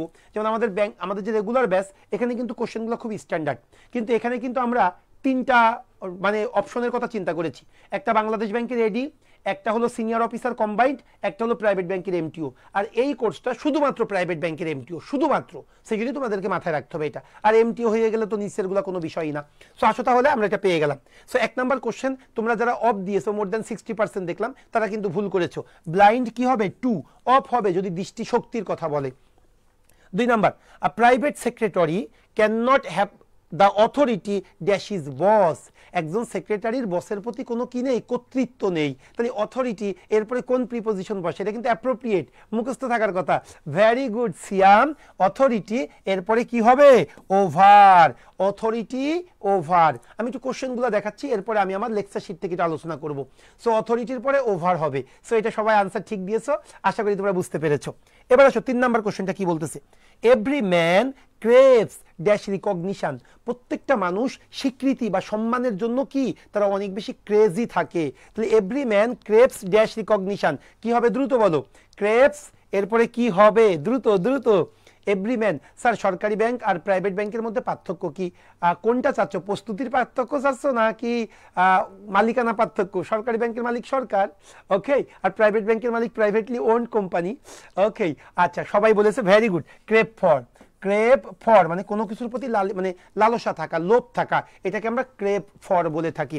সো দেখো 3টাই কোন bank, one bank, that means MTO পদ। এখানে কিন্তু 80,000 টাকা স্যালারি, বুঝছো বিষয়টা। সো ওয়ান ব্যাংক পিএলসি, 3টাই কিন্তু 25 সালের কোশ্চেন। সো এখানে দেখো 3টা প্রিপোজিশন এসেছে। খুব কি কঠিন প্রিপোজিশন না, এটা যদি একটু আমরা বুঝে শুনে পড়ি তাহলে কিন্তু এটা পারা সম্ভব। ক্লিয়ার বিষয়টা? আরো কয়েকটা প্রিপোজিশন দিয়েছি, যদিও প্রিপোজিশন বেশি আসে। এটা হলো স্ট্যান্ডার্ড ব্যাংক, আগেরটা ছিল ওয়ান ব্যাংক, আর এটা স্ট্যান্ডার্ড ব্যাংকের টিএও, ট্রেইনি অ্যাসিস্ট্যান্ট অফিসার। এটাও কিন্তু মার্চ মাস, এই যে 2025 সালের মার্চ মাসের কোশ্চেন, সেটা একটু দেখি। Never boast dash your wealth. কখনো তোমার সম্পদ নিয়ে অহংকার করো না। ইয়েস, আমি একটু দ্রুত চলে যাচ্ছি। বোস্টের পরে কি বসে, অফ। বোস্ট অফ মানে অহংকার করা। তোমরা আজকে একটু করো ক্লাসটা, দেখবা যে আর 1 ঘন্টা মতো থাকো, দেখবা অনেক কোশ্চেন যেগুলো বারবার পরীক্ষায় আসে। আর ব্যাংকের আরেকটা সুবিধাটা শোনো, এরা সরকারি ব্যাংক বলো বা বেসরকারি ব্যাংক বলো, খুব বেশি রিপিট হয়। দ্যাট মিনস প্রিভিয়াস ইয়ারের কোশ্চেনগুলো যদি ভালো করে রপ্ত করতে পারো তাহলে কিন্তু মোর দ্যান 50% কমন পাবে, অনেস্টলি বলতেছি। হ্যাঁ, সো এটা একটু মাথায় রাখবে। সো বোস্ট অফ মানে অহংকার করা। ফ্লাওয়ার হ্যাভ এক্সিস্টেড মানে কি, ফুলের অস্তিত্ব বিদ্যমান আছে ইন দ্য আর্থ, পৃথিবীতে, ড্যাশ প্রি হিস্টোরিক মানে আদিকাল থেকেই, প্রি হিস্টোরিক, আদিকাল থেকেই পৃথিবীতে কিসের অস্তিত্ব আছে? ফুলের অস্তিত্ব আছে। এটা আমি দেখতে চাই কোনটা হবে, এটা একটু আপনাদের কাছে শুনতে চাই, কোন অপশনটা উত্তর হবে?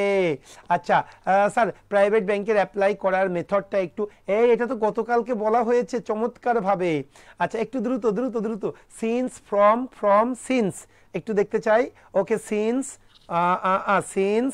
আচ্ছা আপনারাই ঠিক আছেন ভাই, যখন অতীত থেকে শুরু হয়, হ্যাঁ সিন্স, সিন্স আমরা যেমন দেখি থেকে যদি বুঝাই, থেকে বুঝাইলে সিন্স হয় কোনটা? এই যা, যদি বাংলা মিনিংটা থেকে হয় তাহলে হবে সিন্স, থেকে। আর যদি ধরে বা যাবত, ধরে অথবা যাবত হয় তাহলে কি হবে? ফর। 7 দিন ধরে বৃষ্টি হচ্ছে, আর 1971 সাল থেকে বাংলাদেশ সংগ্রাম করে যাচ্ছে, সো থেকে বুঝাইলে সিন্স হয়, হ্যাঁ, যেটা অতীত থেকে এখনো বর্তমান আছে। That means present perfect continuous. তবে প্রেজেন্ট পারফেক্ট কন্টিনিউয়াস না থাকলেও কিন্তু আমরা অতীত থেকে শুরু হয়ে বর্তমানে বুঝাইতে আমরা সিন্স বলি, যদি কি থাকে? অরিজিন অফ টাইমটা মেনশন করা থাকে। সেই জন্য এখানে প্রি হিস্টোরিক, আদিকাল থেকেই চলে আসছে, তাহলে কি হবে? সিন্স হবে, ফ্রম হবে না। মনে রেখো এটা। আ গুড টিচার, পরের কোশ্চেনটাই চলে আসি, 6 নাম্বার প্রিপোজিশনের লাস্ট কোশ্চেন, যেহেতু প্রিপোজিশন বেশি আসে বলে আমি একটু বেশি দিয়ে ফেলেছি। A good teacher never hankers dash money, একজন ভালো শিক্ষক কখনোই টাকার প্রতি লোভ করে না। ওকে, সেটা মুখস্থ থাকার কথা একদম। দেখো এটাই কিন্তু স্ট্যান্ডার্ড ব্যাংকে চলে এসেছে, স্ট্যান্ডার্ড ব্যাংকে, হ্যাঁ, হ্যাঙ্কার আফটার আমরা ছোট থেকেই পড়ে এসেছি, হ্যাঙ্কার আফটার। ওকে, হ্যাঙ্কার আফটার মানে কোনো কিছুর প্রতি লোভ থাকা। সো প্রিপোজিশনের কয়েকটা কোশ্চেন আমি আপনাদেরকে দেখাইলাম, এবং আমি একটু বলি আমাদের মাস্টার বেসে কিছু শিট হয়, এবং এই প্রাইভেট ব্যাংকের মানে যে শিটগুলা, এগুলো কিন্তু খুবই লুক্রেটিভ ওয়েতে তৈরি করার চেষ্টা করেছি আমরা, এবং আমরা সবচেয়ে বেশি চেষ্টা করেছি যে আমাদের শিট থেকে যাতে একদম ডিরেক্টলি দাড়ি কমা সহ রিপিট হয়, যেহেতু কোশ্চেনগুলো বিভিন্ন সোর্স থেকে আসে। আর সোর্সের বিষয়টা গতকালকে তারেক স্যার বলছে, আমি আর রিপিট না করি। প্রাইভেট ব্যাংক মানে ব্যাংকের কোশ্চেনই বলবো যে এগুলো কোথা থেকে আসে, ডিরেক্টলি সোর্সগুলো জানা যায়, মানে একদম আগে থেকেই বলা যায় যে এখান থেকে এখান থেকে এখান থেকে যদি তোমরা প্রস্তুতি শেষ করতে পারো তাহলে কিন্তু আপনাদের দেখবেন কোশ্চেন কমন পাবেন আপনারা। আর বেসরকারি ব্যাংকেরটা বেশি করে জানা যায়, হ্যাঁ। তবে বেসরকারি ব্যাংকের ক্ষেত্রে আরেকটা কাজ করতে হয়, সেটা হলো আপনারা জানেন কিনা প্রতি বছর আইবিএ একটা রেগুলার এমবিএ ইনটেক নেয়, আর বিআইবিএমও একটা করে দুইটা করে এমবিএম ডিগ্রি দেয়।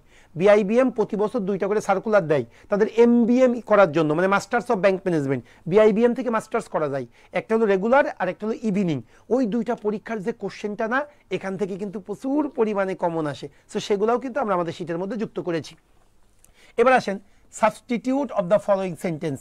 ওকে ভাই, প্রাইভেট ব্যাংকের আমি যদি সেকেন্ড ইম্পর্টেন্ট টপিক বলি সেটা হলো ওয়ান ওয়ার্ড সাবস্টিটিউশন, এবং আমি আপনাকে গ্যারান্টি দিচ্ছি ওয়ান ওয়ার্ড সাবস্টিটিউশন মানে কমন পাবেনই পাবেন। ভোকাবুলারি দেখবেন মানে ওয়ার্ড বেসড কোশ্চেনগুলোই তো আপনাদের বেশি সমস্যা হয়, এই ওয়ার্ড বেসড কোশ্চেনের মোর দেন 90% ইনশাল্লাহ আপনারা আমাদের মানে শীট থেকে কমন পাবেন। ক্লিয়ার? আচ্ছা এবার যদি বলি আ পারসন, ওয়ান ওয়ার্ড মানে কি? এক কথায় প্রকাশ, যেটাকে আমরা বলে থাকি, হ্যাঁ। A person who abandons his religious faith, abandon মানে কি? ত্যাগ করা, এটা কিন্তু সিনোনিমেও আসে।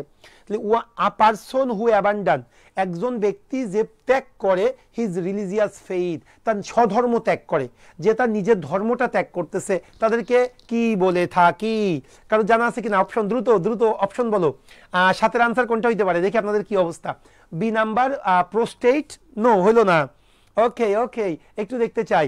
আচ্ছা বি বি ডি এ, ওকে সবগুলো অপশনই তো আসতেছে, ডি ডি ডি নো। আপনারা জানেন না, আমি একটু আপনাকে বলি, অ্যাগনস্টিক তো না। অ্যাগনস্টিক মানে কি? অজ্ঞেয়বাদী। দ্যাট মিনস এটা অজানা যে বিষয়টা সেটাকে অ্যাগনস্টিক বলে। অ্যাকচুয়ালি অ্যাপোস্টেট মানে স্বধর্মত্যাগী, স্বধর্মত্যাগী, স্বধর্মত্যাগী, এটাকে অ্যাপোস্টেট বলে। সো এখানে কি বলতেছে?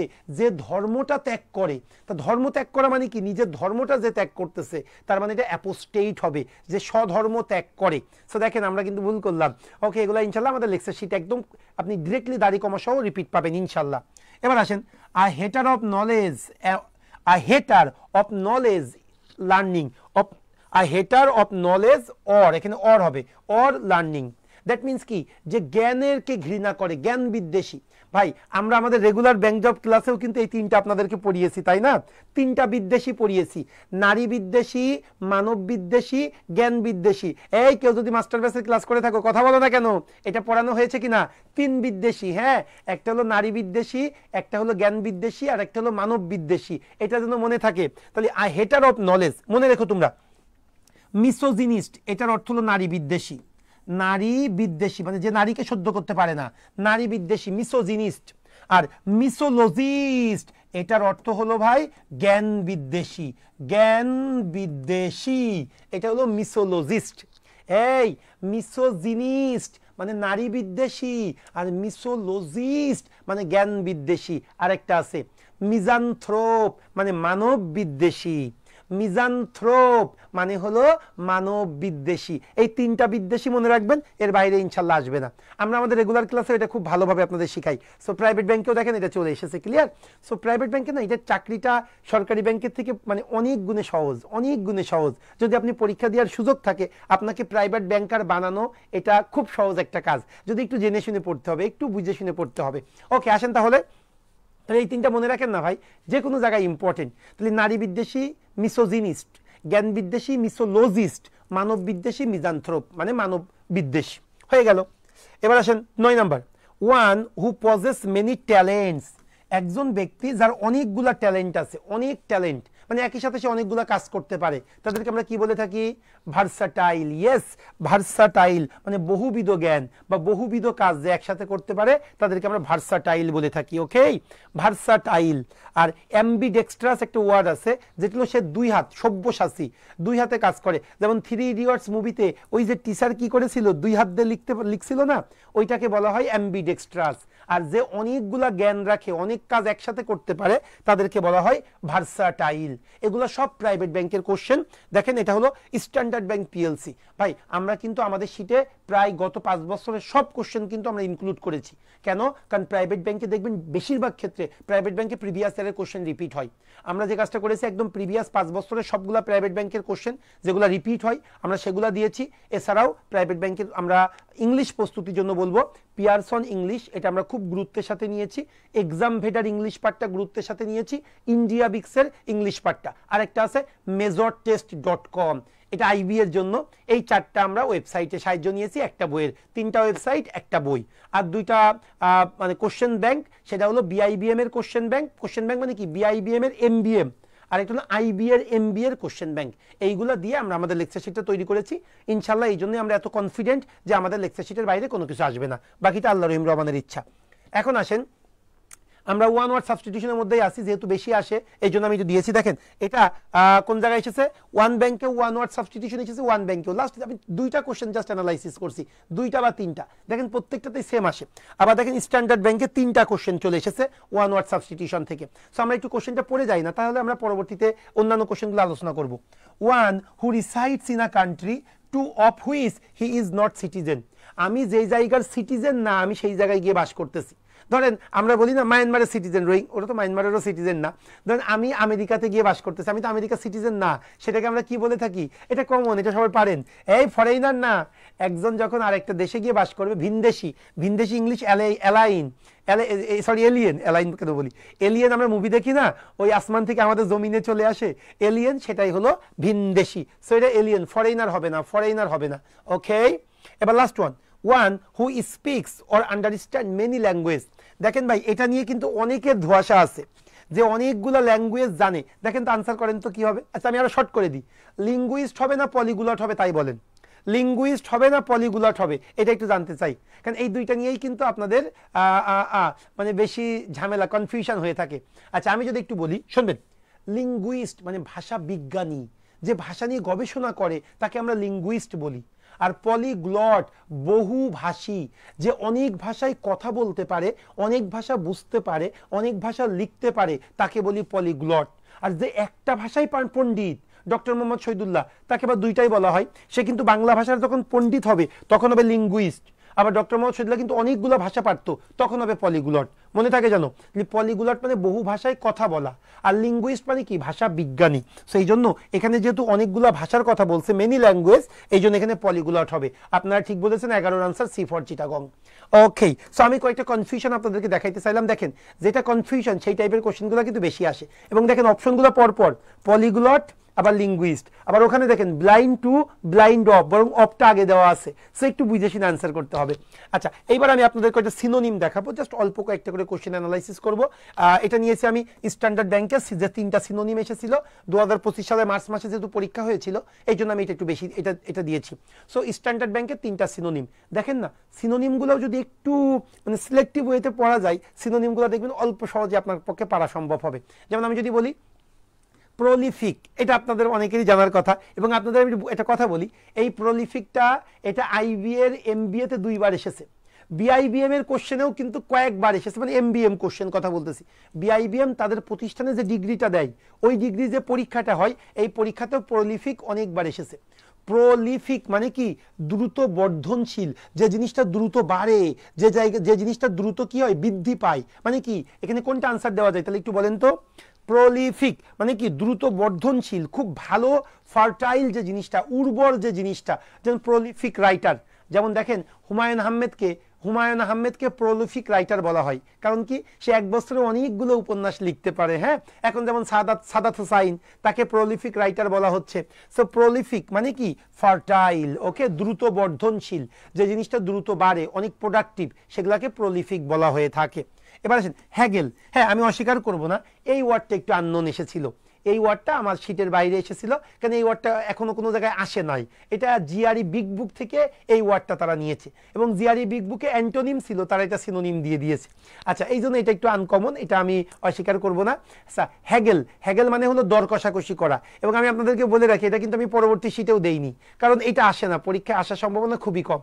সো হ্যাগেল অর্থ হলো দর কষাকষি করা, বার্গেইন করা, দরাদরি করা, মানে দাম দর করি না আমরা, সেটাকে আমরা হ্যাগেল বলে থাকি। সো হ্যাগেল মানে কি ভাই, বার্গেইন। এটা কিন্তু একটা আনকমন ওয়ার্ড, এটা আমি আমার শীটে রাখিনি, এবং ভবিষ্যতে আসার সম্ভাবনা কম বলে আমি আর রাখিনি। সো হ্যাগেল মানে কি, দর কষাকষি করা। আর লাস্টে পেনশেন্ট, এটা খুবই ইম্পর্টেন্ট, এটাও আইবি এর এমবিএ থেকে কয়েকবার এসেছে। পেনশেন্ট মানে কি, কোনো কিছুর প্রতি ঝোঁক, কোনো কিছুর প্রতি আসক্তি, এটাকে আমরা পেনশেন্ট বলে থাকি। তাহলে এটা কি হবে, এটার আনসার হবে এগারনেস, কোনো কিছুর প্রতি আগ্রহ যেটা, সেটাকে আমরা পেনশেন্ট, ঝোঁক বলি। ইনক্লিনেশন, এটা একটা সিনোনিম, সেটাও কিন্তু ঝোঁক। সো এইটা ছিল সিনোনিম, কয়েকটা সিনোনিম আসে পরীক্ষায়, এটা আমি একটু দেখাইলাম, এবং এই সিনোনিমগুলো আপনি রিপিট পাবেন, বিশেষ করে এইটা আপনি অসংখ্যবার পরীক্ষায় পাবেন। আপনি আমাদের এই সামনের যে 3টা পরীক্ষা আছে, কম্বাইন্ড, এখানেও আসতে পারে, আর প্রাইভেট ব্যাংক হর হামেশাই আপনি প্রলিফিক কথাটি পাবেন, দ্রুত বর্ধনশীল। এবার আসেন কয়েকটা আরও কয়েকটা আছে সিনোনিম দেখেন। তাহলে স্ট্যান্ডার্ড ব্যাংকে একসাথে 5টা সিনোনিম আসছে, একই সাথে 5টা সিনোনিম, এবং এই সিনোনিমগুলোর মধ্যে সাধারণত কি হয় জানেন, যেহেতু টিএসও, স্ট্যান্ডার্ড ব্যাংকের টিও, ট্রেনি অ্যাসিস্ট্যান্ট অফিসার, কোশ্চেনটা একটু সহজ, আর এমটিওটা একটু ডিফিকাল্টি লেভেল থাকে। সো আমরা কিন্তু প্রাইভেট ব্যাংকের সবগুলা পদের কথা চিন্তা করে আমরা আমাদের শীটটাকে তৈরি করেছি, ক্লিয়ার। সো দেখেন, বার্টার, আমরা একদম ছোট থেকে পড়ে আসছি, বার্টার সিস্টেম, বিনিময় সিস্টেম, এটা একদম ইজি। এক্সচেঞ্জ, আচ্ছা, আরেকটা নেমেসিস, এটা কিন্তু ইম্পর্টেন্ট, নেমেসিস। হ্যাঁ, আচ্ছা, একটা বইও আছে নেমেসিস। নেমেসিস মানে কি, পানিশমেন্ট, মানুষের কর্মফল, এটাকে আমরা নেমেসিস বলে থাকি, সাধারণত পানিশমেন্টকে বুঝাইতে। So punishment answer. সো এটা গেল সিনোনিম। আমি কয়েকটা পরীক্ষায় সিনোনিম আসে বলে আমি সিনোনিম দেখাইলাম। আজকে সবগুলো পার্ট নিয়ে আলোচনা করব, যাতে আপনাদের বুঝতে সুবিধা হয় প্রাইভেট ব্যাংকে কোন কোন কোশ্চেনগুলো আসে। এবার antonym of the following word, antonym আসে পরীক্ষায়, প্রচুর অ্যান্টোনিম আসে। সো অ্যান্টোনিমগুলো একটু যদি দেখি, অ্যাসিউএজ অর্থ কি ভাই, অ্যাসিউএজ যেটাকে বলি আমরা, অ্যাসিউএজ অর্থ কি, প্রশমিত করা, শান্ত করা, কোনো কিছু লাঘব করা। অ্যাসিউএজ, প্যাসিফাই যেটাকে আমরা মলিফাই, শান্ত করা, এটাকে বলে থাকি। তাহলে এর অ্যান্টোনিম, শান্ত করা, মানুষকে শান্ত করতেছি, এর অ্যান্টোনিম কি হবে, মানুষকে উত্তেজিত করেছি। ইয়েস, প্রভোক মানে কি, উত্তেজিত করা, উস্কানি দেওয়া, প্রভোক, হ্যাঁ, উস্কানি দেওয়া, ভেরি গুড। এবার আসেন এই অ্যালট্রিস্টিক না, মনে হয় অল্ট্রিস্টিক, হ্যাঁ, বানানটা ভুল আসছে। এটার অর্থ কি, পর উপকার, তাই না? সো পরের উপকার করা, হ্যাঁ, অল্ট্রুইজম আমরা বলি না, পরের উপকার করা। সো পরের উপকার করা, এটার অ্যান্টোনিম কি হবে, অ্যান্টোনিম হবে সেলফ সেন্টার্ড, নিজেকে নিয়ে চিন্তা করা। নিজেকে নিয়ে চিন্তা করা। আচ্ছা, আর ফাইনালি একটা ডিক্রাই, এটা অনেকবার পড়াইছি আপনাদের। ডিক্রাই, ডিক্রাই অর্থ কি? নিন্দা করা। ডিক্রাই অর্থ কি? নিন্দা করা। এখন দেখেন না, একটু যদি আপনাদের বলি ভাই, এই তিনটা ওয়ার্ডই আপনারা একটু ইন্ডিয়া বিক্সে যান। ইন্ডিয়া বিক্সে দেখেন অ্যান্টোনিমের একটা ঘর আছে, ওই অ্যান্টোনিমে আপনারা সার্চ দিয়ে দেখেন, এই তিনটাই আপনারা ওখানে পাবেন। একদম তিনটাই ইন্ডিয়া বিক্সের অ্যান্টোনিম থেকে পরীক্ষায় আসছে। সো এই যদি জেনে শুনে যদি একটু পড়া যায়, প্রাইভেট ব্যাংকের কোশ্চেন কঠিন না। সো ডিক্রাই মানে নিন্দা করা, নিন্দা করার অ্যান্টোনিম কি হবে? প্রশংসা করা, প্রশংসা করা। সি নাম্বার, প্রেইজ মানে হলো প্রশংসা করা, এটা ছিল অ্যান্টোনিম। এবার আসি ইডিয়মস অ্যান্ড ফ্রেজ। একদম ইডিয়মস অ্যান্ড ফ্রেজটা একটু দেখবেন। মাস্টার বেসে আমি একটা শিট দিয়েছি, এটা হলো উত্তরা ব্যাংকে এসেছিল। খুব উত্তরা ব্যাংক পিএলসির প্রফেশনারি অফিসার, কিন্তু স্যালারিটা খুব স্মার্ট স্যালারি দেয়। সো উত্তরা ব্যাংকে এসেছিল, এই 5টা ইডিয়মস অ্যান্ড ফ্রেজ এসেছিল। আমি একটু বলে রাখি, এই 5টা ইডিয়মস অ্যান্ড ফ্রেজই পিয়ারসন ইংলিশের ওয়ার্কআউট 1 থেকে এসেছে। পিয়ারসন ইংলিশের ওয়ার্কআউট 1 থেকে এসেছে এই 5টা কোশ্চেনই। যেমন আমরা যদি একটু বলি, দেখেন না, এটা বারবার আসবে, একটু ভালো করে আমার সাথে একটু পড়ে নেন, তাহলে আর ভুল হবে না আপনাদের। Two catch a tartar, two catch a tartar অর্থ কি? শক্ত লোকের পাল্লায় পড়া। এমন একটা মানুষের পাল্লায় পড়েছি যাকে মানে গাইড করাটা খুব কঠিন, যাকে আয়ত্তে নিয়ে আসা, গ্রিপে নিয়ে আসা খুব কঠিন। এটাকে আমরা বলে থাকি টু ক্যাচ আ টার্টার, শক্ত লোকের পাল্লাই পড়া। তাহলে আপনারা বলেন তো আনসার কি হবে? একদম এটা পিয়ারসন ইংলিশের ওয়ার্কআউট 1-এর যে কয়টা আছে আমার ঠিক মনে নেই, ওখান থেকে এই কোশ্চেনটা এসেছে। So two catch a tartar এর অর্থ হলো শক্ত লোকের পাল্লাই পড়া। যদি একটু বলি, এই যে দেখেন আনসার হবে D, to deal with a person, এমন একজন মানুষকে ডিল করা who is more than one's match, যার সাথে ম্যাচ করাটা খুবই কঠিন, এটাকেই বলে to catch a tartar. So idioms and phrase Pearson English থেকে এসেছে। একদম একটু বুঝে শুনে পড়লে না আপনার পক্ষে পারা সম্ভব। এরপর আসি টু ড্রাইভ হোম। আচ্ছা, এই জায়গাটা একটু কনফিউশন আছে। টু ড্রাইভ হোম মানে অনেকেই মনে করে কি আরামপ্রদ, মানে যেহেতু বাড়ির কথা বলতেছে, আরামদায়ক বা সহজ কোনো কিছু, কিন্তু না। টু ড্রাইভ হোম মানে হলো টু এম্পাসাইজ অন সামথিং বা অন সামওয়ান, কোনো বিষয়ের উপরে গুরুত্ব আরোপ করা, এটাকে আমরা বলে থাকি টু ড্রাইভ হোম। তার মানে অ্যাকচুয়ালি আনসারটা হবে টু এম্পাসাইজ। এখানে কমফোর্টেবল সিচুয়েশন হবে না, মনে রাখবেন বিষয়টা। এবার যদি চলে আসি টু ক্যারি উল্ফ, আমি কি বলেছিলাম ভাই, একটু প্রিভিয়াস ইয়ারের কোশ্চেনটা পড়া। এই to carry wolf, to carry wolf এটা যে কতবার ব্যাংকের পরীক্ষা এসেছে you can't imagine. To carry wolf মানে কি? মিথ্যা সংকেত দেওয়া কোনো কিছু, কোনো কিছুতেই মানে মানে ইয়ে তৈরি করা, একটা প্যানিক তৈরি করা, এটাকেই টু ক্যারি উল্ফ বলে থাকি। হ্যাঁ, মিথ্যা প্যানিক তৈরি করা। তাহলে আমরা কি বলবো? টু গিভ ফলস অ্যালার্ম, মিথ্যা সংকেত দেওয়া, হ্যাঁ, মানে অযথা প্যানিক তৈরি করা, এটাকে আমরা বলি to carry the wolf. Okay. আর 23 number to be above board, আমরা সকলে জানি অকপট।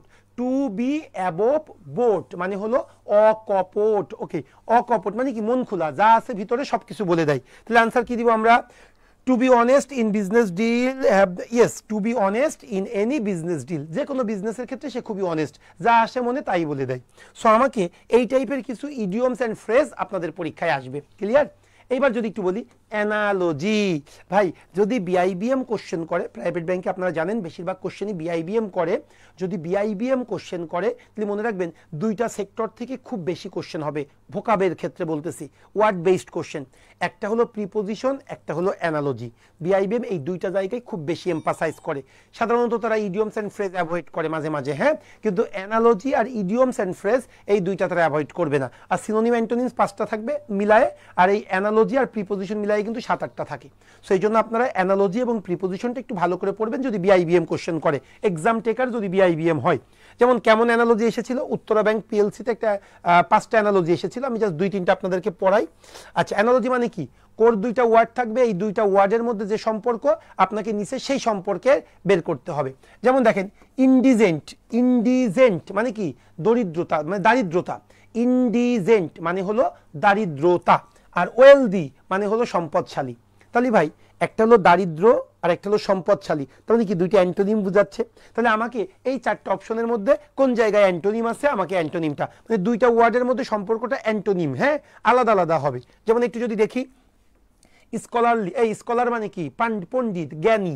আবার ইরুডাইট, ইরুডাইট মানেও কিন্তু পণ্ডিত। সো দুইটা কিন্তু সিনোনিমাস হয়ে যাচ্ছে, কিন্তু আমার সম্পর্ক তো অ্যান্টোনিম হইতে হবে, সেটা হলো না। নেটিভ, নেটিভ মানে স্বদেশীয়, স্বজাতি, এটাকে নেটিভ বলি। আর অ্যাফ্লুয়েন্ট মানে প্রাচুর্য। এই স্বদেশী আর প্রাচুর্য এটা অ্যান্টোনিম হয় না, সো যারা বি বলেছেন তাদের হয়নি। ইয়েস, গস, গস মানে কি ভাই? একটু আনইজি ফিল করা, একটু মানে জুবুথুবু অবস্থা, এটাকে আমরা গস বলে থাকি। আর গ্রেসফুল, গ্রেসফুল মানে কি? মার্জিত, খুব চমৎকার ওয়েতে কোনো কিছু ডিল করা, এটাকে আমরা গ্রেসফুল বলে থাকি। তাহলে এইটা কিন্তু অ্যান্টোনিম।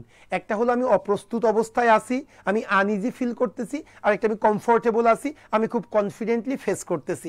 এই জন্য আনসার হলো সি ফর চিটাগং। অ্যাংরি, রাগান্বিত, রিচ, সম্পদশালী, সো এটাও হবে না, সো আনসার হবে সি ফর চিটাগং। সো অ্যানালজিগুলোও কিন্তু একটু বুঝে শুনে পড়া সম্ভব। যেমন দেখেন, এটা আপনারা সবাই পারবেন, ডিস্টেন্স মাইল। এই ডিস্টেন্স পরিমাপ করতে আমরা যে মেজারমেন্টটা ইউজ করি সেটা কি? মাইল। আচ্ছা, এস মাহফুজ স্যার আসসালামু আলাইকুম স্যার, গতকাল আপনাকে হোয়াটসঅ্যাপে টেক্সট করেছি, আমি 20 ব্যাচের স্টুডেন্ট। গতকালকে আইএফআইসি এর ইনিশিয়াল ভাইবার একটা ডেট দিয়েছে, আগামী 5 অক্টোবর অনলাইনে হবে, স্যার একটু আইডিয়া দিয়েন। অবশ্যই মাহফুজ, কালকে বৃহস্পতিবার, আমি নড়াইল থেকে ঢাকায় আসছি, তো একটু ব্যস্ত ছিলাম, কিন্তু আজকে আর খেয়াল করিনি।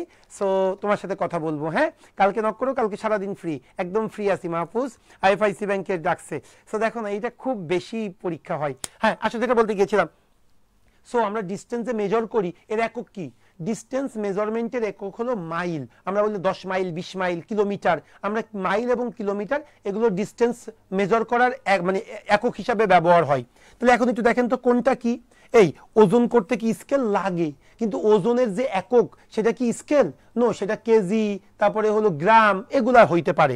আবার দেখেন ফেম টেলিভিশন, নো হয় না, অ্যাকচুয়ালি আনসার হবে এ নাম্বার। এই লিটার আর কি লিকুইড, আমরা যখন পানি, দুধ এগুলা মেজার করি কি বলি? 5 লিটার, 10 লিটার। তার মানে কি ভাই?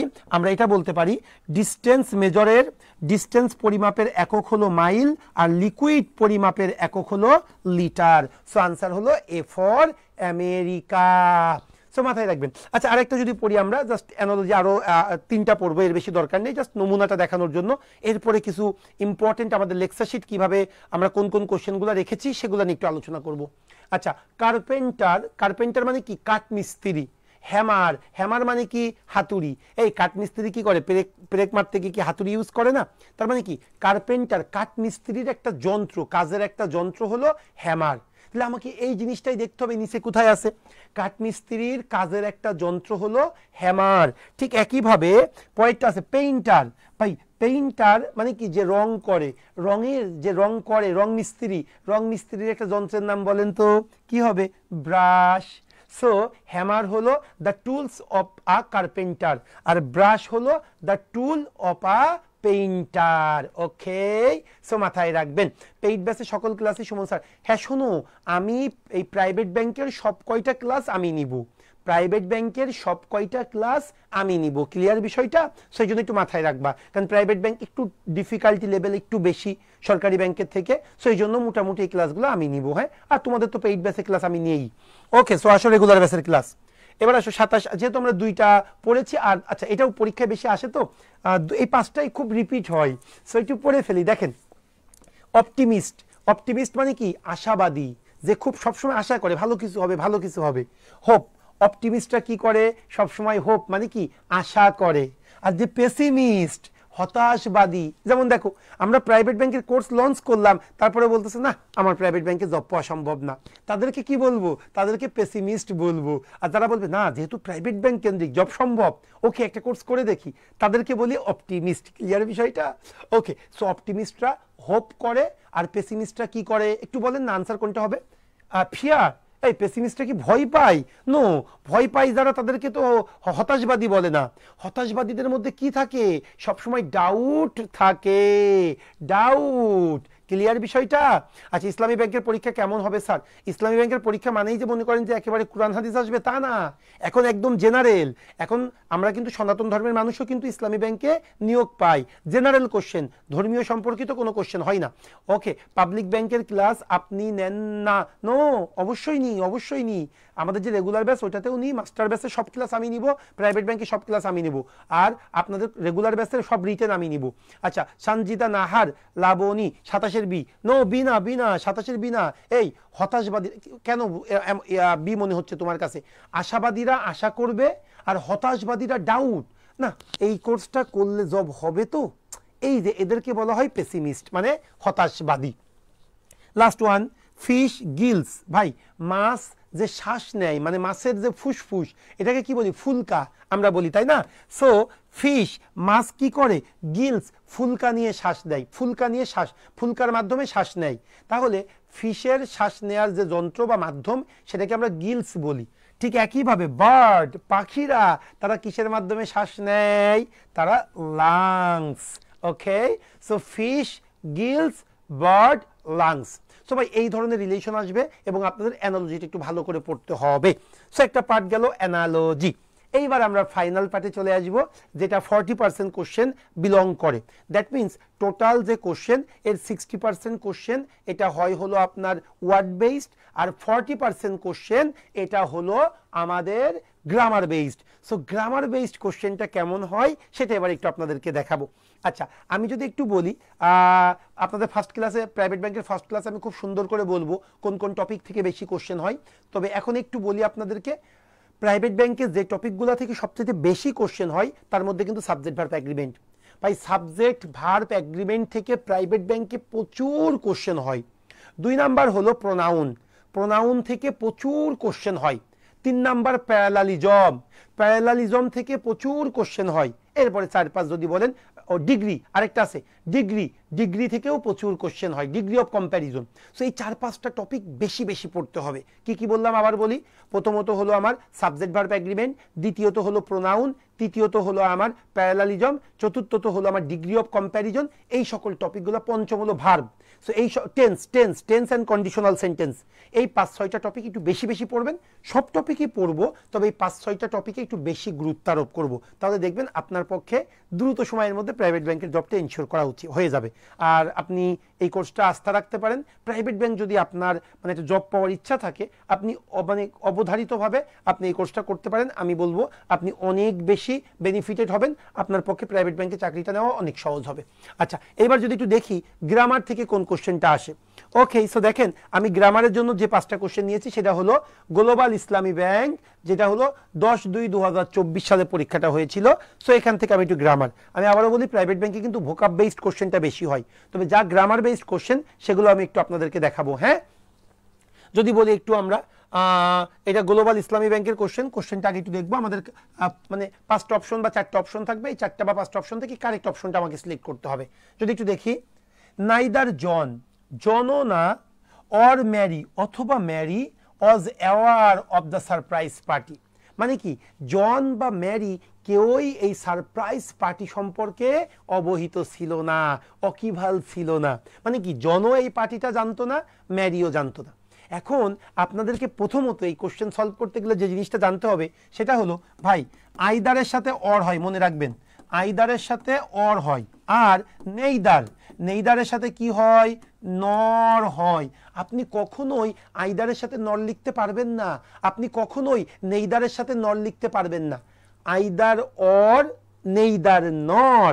তাই যদি হয়ে থাকে, আগে এটা আমরা দেখি। ভাই এখানে দেখেন নাইদার এর সাথে অর আছে বাদ, নাইদার এর সাথে অর আছে বাদ, তাহলে এই দুইটা অপশন আগে থেকে বাদ। এখন আমি এ আর বি নিয়ে চিন্তা করব, কেন? নাইদার নর, আবার নাইদার নর, তাহলে এ আর বি, সি ডি আগে থেকেই বাদ। তাহলে আমি এ আর বিটা একটু দেখব। নাইদার জন নর ম্যারি, এখানে ওয়ার আছে, এখানে ওয়াজ আছে। এখন ওয়াজ হবে না ওয়ার হবে? আমাদের সকল স্টুডেন্টের এটা জানা উচিত, কারণ আমরা এটা প্রথম যে রুলসটা, দ্বিতীয় যে রুলস পড়াই সাবজেক্ট ভার্ব এগ্রিমেন্টের, সেটা কিন্তু নাইদার নর অ্যাজ ওয়েল অ্যাজ এই রুলস। তো আমি সংক্ষেপে বলি, সবাই একটু শোনেন।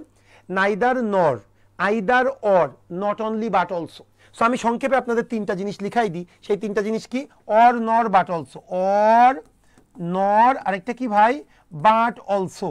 আপনি যদি এই 3টা দিয়ে যখন একের অধিক ওয়ার্ড বা কোনো কিছু যুক্ত করা হবে, তখন অর, নর, বাট অলসোর পরে যে শব্দটা থাকবে ওই শব্দের পরে বেস করে ভার্ব হবে। অর, নর, বাট অলসোর পরে যে নাউনটা থাকবে বা প্রোনাউনটা থাকবে ওইটার উপরে বেস করে আমাকে ভার্ব নিতে হবে, মনে থাকে জানো। তাহলে এখানে নাইদারের পরে জন আছে, আমি তো এটার উপরে বেস করে ভার্ব নিব না, নর অর বাট অলসোর পরে যে জন তার উপরে বেস করে ভার্ব হবে। নরের পরে কি আছে, ম্যারি, এই ম্যারি কয়জন, একজন, এই জন্য এটা কি হবে, সিঙ্গুলার। সিঙ্গুলার হইলে কি হয়, ওয়াজ হয়, সো ওয়ার হবে না, আনসার হবে বি, ওয়াজটা হলো কারেক্ট। সো আমার অপশনটা কি হবে, neither John nor Mary was aware of the surprise party. Clear বিষয়টা?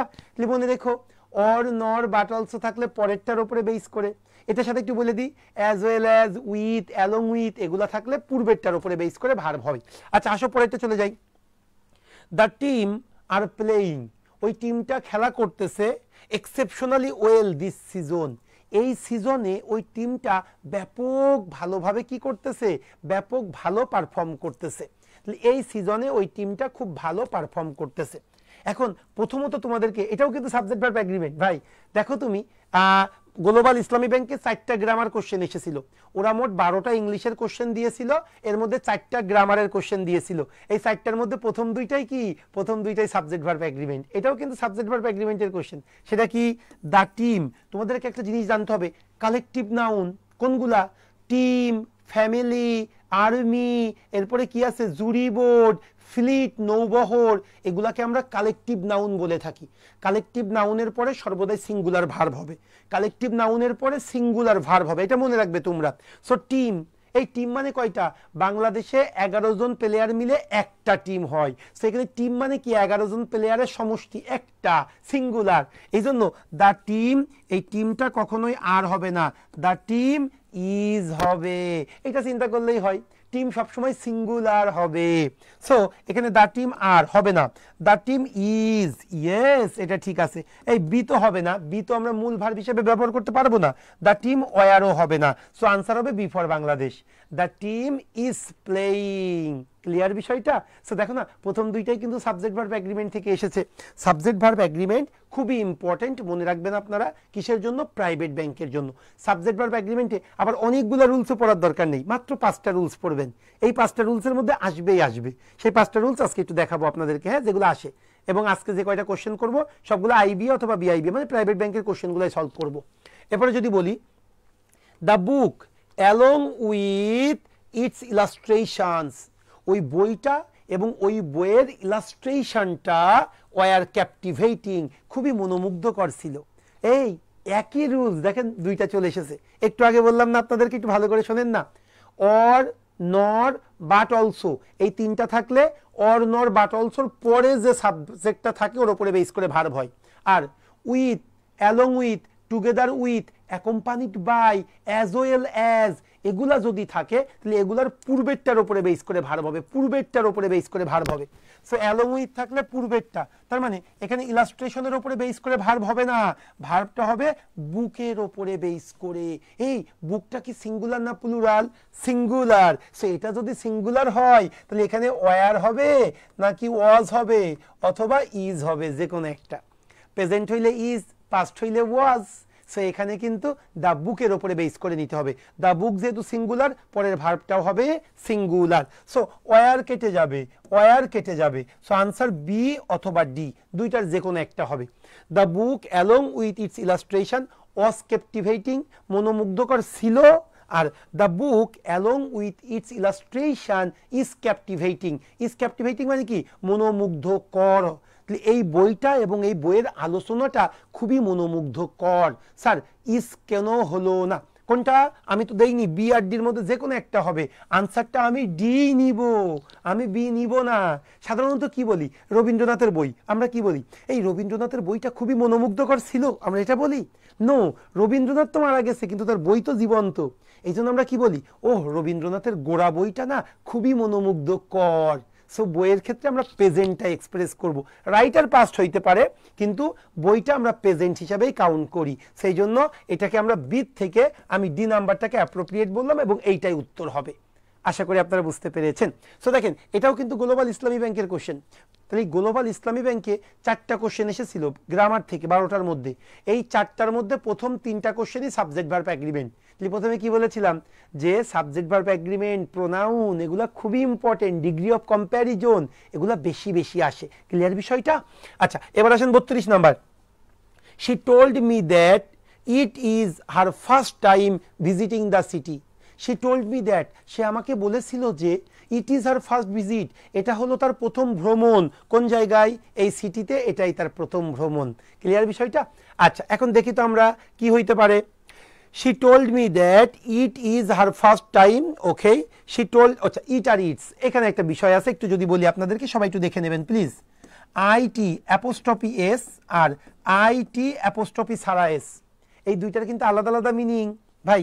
ইট অ্যাপোস্ট্রফি এস, আমি আবারও বলি, আমাদের টার্নিং পয়েন্টের পরিবার বা টার্নিং পয়েন্ট প্রতিষ্ঠানটি প্রাইভেট ব্যাংকে যারা প্রস্তুতি নিতে চায় বা শুধু প্রাইভেট ব্যাংকের প্রস্তুতির জন্য যারা কোনো কোর্স করতে চায় তাদের জন্য একটা কোর্স অফার করেছে, সেটা হলো private bank job course. Private bank job course.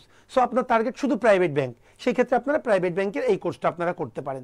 আপনার target government bank, private bank তিনটা একত্রে, গভর্নমেন্ট, প্রাইভেট, বাংলাদেশ ব্যাংকের রেডি, আপনারা আমাদের রেগুলার ব্যাংক জব কোর্স করবেন, রেগুলার ব্যাংক জব কোর্স করবেন।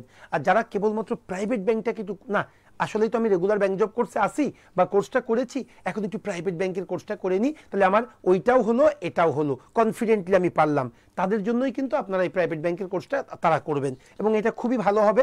প্রাইভেট ব্যাংকে যদি আমি বলবো পরীক্ষা দেওয়ার সুযোগ থাকে আপনার, কারণ অনেকেই প্রাইভেট ব্যাংকে সুযোগ পান না, যদি সুযোগ থাকে আমি বলবো আপনি অবসম্ভাবীভাবে এই কোর্সটা করতে পারেন, তাহলে দেখবেন আপনি আপনার সুযোগটাকে প্রপার ইউটিলাইজ করতে পারতেছেন। ওকে, কাম টু দ্য পয়েন্ট।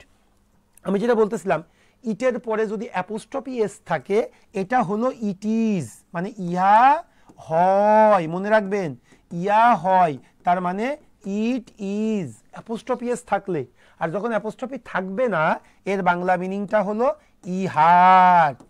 ইহার বল না, ইহার বাড়ি, ইহার জায়গা, মানে ইহার বাসস্থান, তখন ইটস। ইটস আর ইটের পরে অ্যাপোস্ট্রফি দিলেই ইট ইজ, মানে ইয়া হয়। এখন আসেন না, শি টোল্ড মি দ্যাট, সে বলেছিল যে it is her first time. আরেকটা কথা বলে দিই না দ্রুত সলভ করার জন্য, এই আগে কি আছে? টোল্ড আছে না? তা আগের অংশে যদি টোল্ড থাকে মানে পাস্টে থাকে, তাহলে পরের অংশ কি প্রেজেন্ট হবে না পাস্ট হবে? তাহলে পরের অংশটা অবশ্যই পাস্ট হওয়ার কথা, তাহলে ইট ইজ এটা আসবেই না, হবে কি ইট ওয়াজ। মনে থাকে জানো? সো এটা বাদ, এটা বাদ, এটাও বাদ, আনসার কি হবে? She told me that it was. মনে থাকে জানো? তবে ইটের এই ব্যবহারটা যেহেতু লাগে বারবার, এই জন্য আমি একটু দেখিয়ে দিলাম আপনাদেরকে। ইটের পরে অ্যাপোস্ট্রফি এস ইয়া হয়, ইটের পরে অ্যাপোস্ট্রফি এস নাই, তখন হবে ইহার।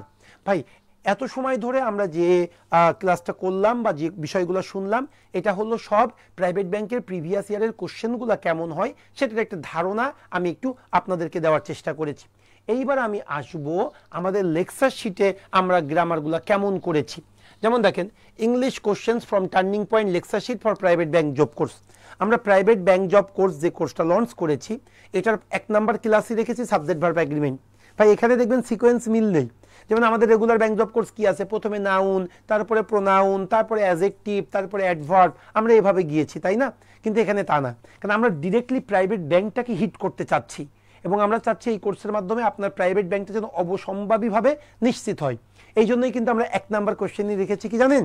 আমরা 1 নাম্বার ক্লাসই রেখেছি সাবজেক্ট ভার্ব এগ্রিমেন্ট, কারণ এই জায়গা থেকে বেশি কোশ্চেন হয়, আমাকে এটাতে বেশি এমফাসাইজ করতে হবে। নাউন থেকে কোশ্চেন আসে না বললেই চলে, প্রোনাউনটা ইম্পর্টেন্ট। সো দ্বিতীয় ক্লাসটাই কি রেখেছি জানেন? দ্বিতীয় ক্লাসটা এখানে রাখিনি, দ্বিতীয় ক্লাসটা রেখেছি degree of comparison. So degree of comparison থেকে যদি বেশি আসে, আমরা 4 নাম্বার ক্লাস রেখেছি হলো আমরা নাউন, এরপরে 5 নাম্বারে গিয়ে রেখেছি প্রোনাউন। ক্লিয়ার বিষয়টা? সো আমরা এখানে সাবজেক্ট ভার্ব এগ্রিমেন্টটাকে বেশি এমফাসাইজ করব, বেশি এমফাসাইজ করব, হ্যাঁ, টেন্স এরকে বেশি এমফাসাইজ করব, এরপরে হলো আপনার কন্ডিশনাল সেন্টেন্সেস বেশি এমফাসাইজ করব। এখন আসেন আমাদের লেকচার শিটের প্রথম যে 5টা কোশ্চেন 1 নাম্বার লেকচার শিটের, সেটা একটু আপনাদেরকে দেখাবো কেমন টাইপের কোশ্চেন আমরা সিলেক্ট করেছি, তাহলে আপনার বুঝতে সুবিধা হবে যে প্রাইভেট ব্যাংকে কেমন কোশ্চেন আসে। এবং এই টাইপের কোশ্চেনই কিন্তু আপনারা পাবেন, আমি রিপিট করতেছি, সেম এই লেভেলের কোশ্চেন আপনারা পাবেন। ওকে, সো একটু যদি দেখি আপনাদের এটা পারার কথা, কারণ আমি এর আগে ওইটা আপনাদেরকে দেখিয়েছি। প্রাইভেট ব্যাংকের কোশ্চেন তো আমরা আলোচনা করি, তারপরে একটু বলি আপনাদেরকে, একটু দেখেন। By order of the student council student কাউন্সিলের অর্ডার অনুযায়ী the wearing of slacks, slacks পরাটা মানে শাড়ি জাতীয় একটা জিনিস, স্লাক্স পরাটা বাই উই, আমাদের দ্বারা, উই গার্লস। আচ্ছা, এটা প্রোনাউন, এটা চলে এসেছে, এটা সাবজেক্ট ভার্ব এগ্রিমেন্টে নয়, এটা প্রোনাউন চ্যাপ্টার থেকে চলে এসেছে, ক্লিয়ার? আচ্ছা, 2 নাম্বারটা সাবজেক্ট ভার্ব এগ্রিমেন্ট থেকে এসেছে, 2 নাম্বার কোশ্চেনটা সবাই একটু দেখো। By order of the student council, student কাউন্সিলের অর্ডার অনুযায়ী the wearing of slacks, slacks পরাটা by we girls in school. এই আমরা কি উই গার্ল বলি না আওয়ার গার্ল? আমাদের বালিকা কর্তৃক সিলাক্স পরাটা, সো আমাদের এখানে উই হবে না, এখানে আওয়ার হবে, ক্লিয়ার? একদম কিন্তু এটা প্রিভিয়াস ইয়ারের কোশ্চেন, এটাই কপি করে নিয়ে এসেছি, তবে এটা 2019 সালের কোশ্চেন। এখন বলতে পারেন স্যার 2019 সালের কোশ্চেন আমি কেন পড়াচ্ছি? ভাই এই 2019 সালের কোশ্চেনটা রিপিট হবে এই জন্য দিয়েছি, কারণ প্রাইভেট ব্যাংকের কোশ্চেন রিপিট হইতে পারে, এবং সেটা আমরা চিন্তা করেছি কোন ডিপার্টমেন্ট কোশ্চেন করতেছে, মানে আইবিএ না বিআইবিএম না বিজনেস ফ্যাকাল্টি, এই তিনটাকেই তো মাথায় রাখতে হয়েছে। এই জন্য কিছু আইবিএর কোশ্চেন রিপিট করেছি, কিছু বিআইবিএম এর কোশ্চেন রিপিট করেছি। যেমন এই 5টা কোশ্চেন আজকে দিয়ে দেখাবো, 5টা কোশ্চেনই আইবিএ করেছিল, এই জন্য এই 5টা কোশ্চেন আপনাদেরকে দেখিয়েছি। আচ্ছা, এখন আমরা যদি একটু বলি, আমরা যদি একটু পরের কোশ্চেনটা আসি, কারণ এই কোশ্চেনটা the major difficulty confronting the authorities was the reluctance of the people to talk. Okay, আর একটু যাই যদি, এই যে এই কোশ্চেনটা বেশি ইম্পর্টেন্ট আমাদের, এইটা হলো 1 নাম্বার কোশ্চেন। প্রাইভেট ব্যাংকের যে লেকচার শিট সাবজেক্ট ভার্ব এগ্রিমেন্টের 1 নাম্বার কোশ্চেন হলো 4 নাম্বারটা, 4 নাম্বারটা হলো 1 নাম্বার কোশ্চেন। ওকে, 4 নাম্বার কোশ্চেনটা, সো এইটা দেখে আপনারা পারেন কিনা, কারণ এইটা বেশি ইম্পর্টেন্ট, এবং বিশ্বাস করেন প্রাইভেট ব্যাংকে এই টাইপের কোশ্চেনটা আপনারা বেশি ফেস করবেন। কেমন দেখেন, স্ট্যানফোর্ড হোয়াইট একজন ব্যক্তির নাম, who is one of Americans most notable architect, যে হলো আমেরিকার সবচেয়ে বিখ্যাত একজন আর্কিটেক্টের একজন, হ্যাভ ডিজাইন, সে ডিজাইন করেছে, মেনি ফেমাস বিল্ডিং, অনেক ফেমাস বিল্ডিং ডিজাইন করেছে, অ্যামাং দেম, তাদের মধ্য থেকে the original Madison square garden একটা বা অন্যতম। তাহলে স্ট্যানফোর্ড হোয়াইট সে কে? সে হলো আমেরিকার একজন বিখ্যাত আর্কিটেক্ট। সে কি তৈরি করেছিল? মেনি বিল্ডিং ডিজাইন করেছে, তার মধ্য থেকে স্ট্যানফোর্ড হোয়াইট অন্যতম। এখন আপনারা বলেন কোনটা? ও বাবা, আনসার তো অনেক, Siam C, Fouzia, Muntahena, Marufa, Suma, Kohinoor, that's great. ভাই কোশ্চেন কিন্তু খুবই সহজ, শুধু প্রাইভেট ব্যাংক কি করছে, কোশ্চেনটা একটু বড় করে দিয়েছে। কেমন দেখেন, এই যে স্ট্যানফোর্ড হোয়াইট একজন ব্যক্তি, এরপরে যে কথাটা আছে who is one of the Americans most notable কি আর্কিটেক্ট, এটা হলো স্ট্যানফোর্ড হোয়াইটের একটা বর্ণনা, পরিচিতি, এটা কিন্তু মূল অংশ না। এই যে হ্যাভ ডিজাইন, ডিজাইন করেছে, কে ডিজাইন করেছে? স্ট্যানফোর্ড হোয়াইট ডিজাইন করেছে। এই যে সাবজেক্ট আর এই হলো ভার্ব, এই দুইটার মধ্যে অনেক দূরত্ব তৈরি করা হয়েছে মাঝে একটা বর্ণনা দিয়ে, এই বর্ণনা চিন্তা করা যাবে না, এইভাবেই আপনাদেরকে পাজেল করার চেষ্টা করবে। অ্যাকচুয়ালি কি স্ট্যানফোর্ড হ্যাভ ডিজাইন, এটা থাকলে কিন্তু আমরা সবাই পারতাম, কিন্তু এই যে মাঝের অংশটুকু, এটা কি জাস্ট আপনাদের কাছে কোশ্চেনটা কঠিন আকারে মানে উপস্থাপন করার জন্য এটা দিয়েছে। সো আপনাকে কি করতে হবে, স্ট্যানফোর্ড হোয়াইট একজন ব্যক্তি, আর একজন হইলে কি হ্যাভ হবে না হ্যাজ হবে? অবশ্যই হ্যাজ হবে। সো হ্যাভের পরিবর্তে আমাকে হ্যাজ দিতে হবে, এই আর কিচ্ছু না। ক্লিয়ার বিষয়টা? আচ্ছা, সো এই টাইপের কোশ্চেন সাবজেক্ট ভার্ব এগ্রিমেন্ট থেকে। যদি আমি আরো একটা কোশ্চেন দেখি সাবজেক্ট ভার্ব এগ্রিমেন্টের, আচ্ছা এই যে 6 number question, another important question subject verb এগ্রিমেন্টের। সেই টাইপের কোশ্চেনগুলো পরীক্ষায় আসে বলে আমি একটু সিলেক্টেড ওয়েতে দিয়েছি। সো 6 নাম্বার কোশ্চেনটা যদি একটু দেখেন তাহলে আপনার যদি বুঝতে সুবিধা হবে। কি বলতেছে দেখেন তো, কন্ট্রারি টু মানে কি?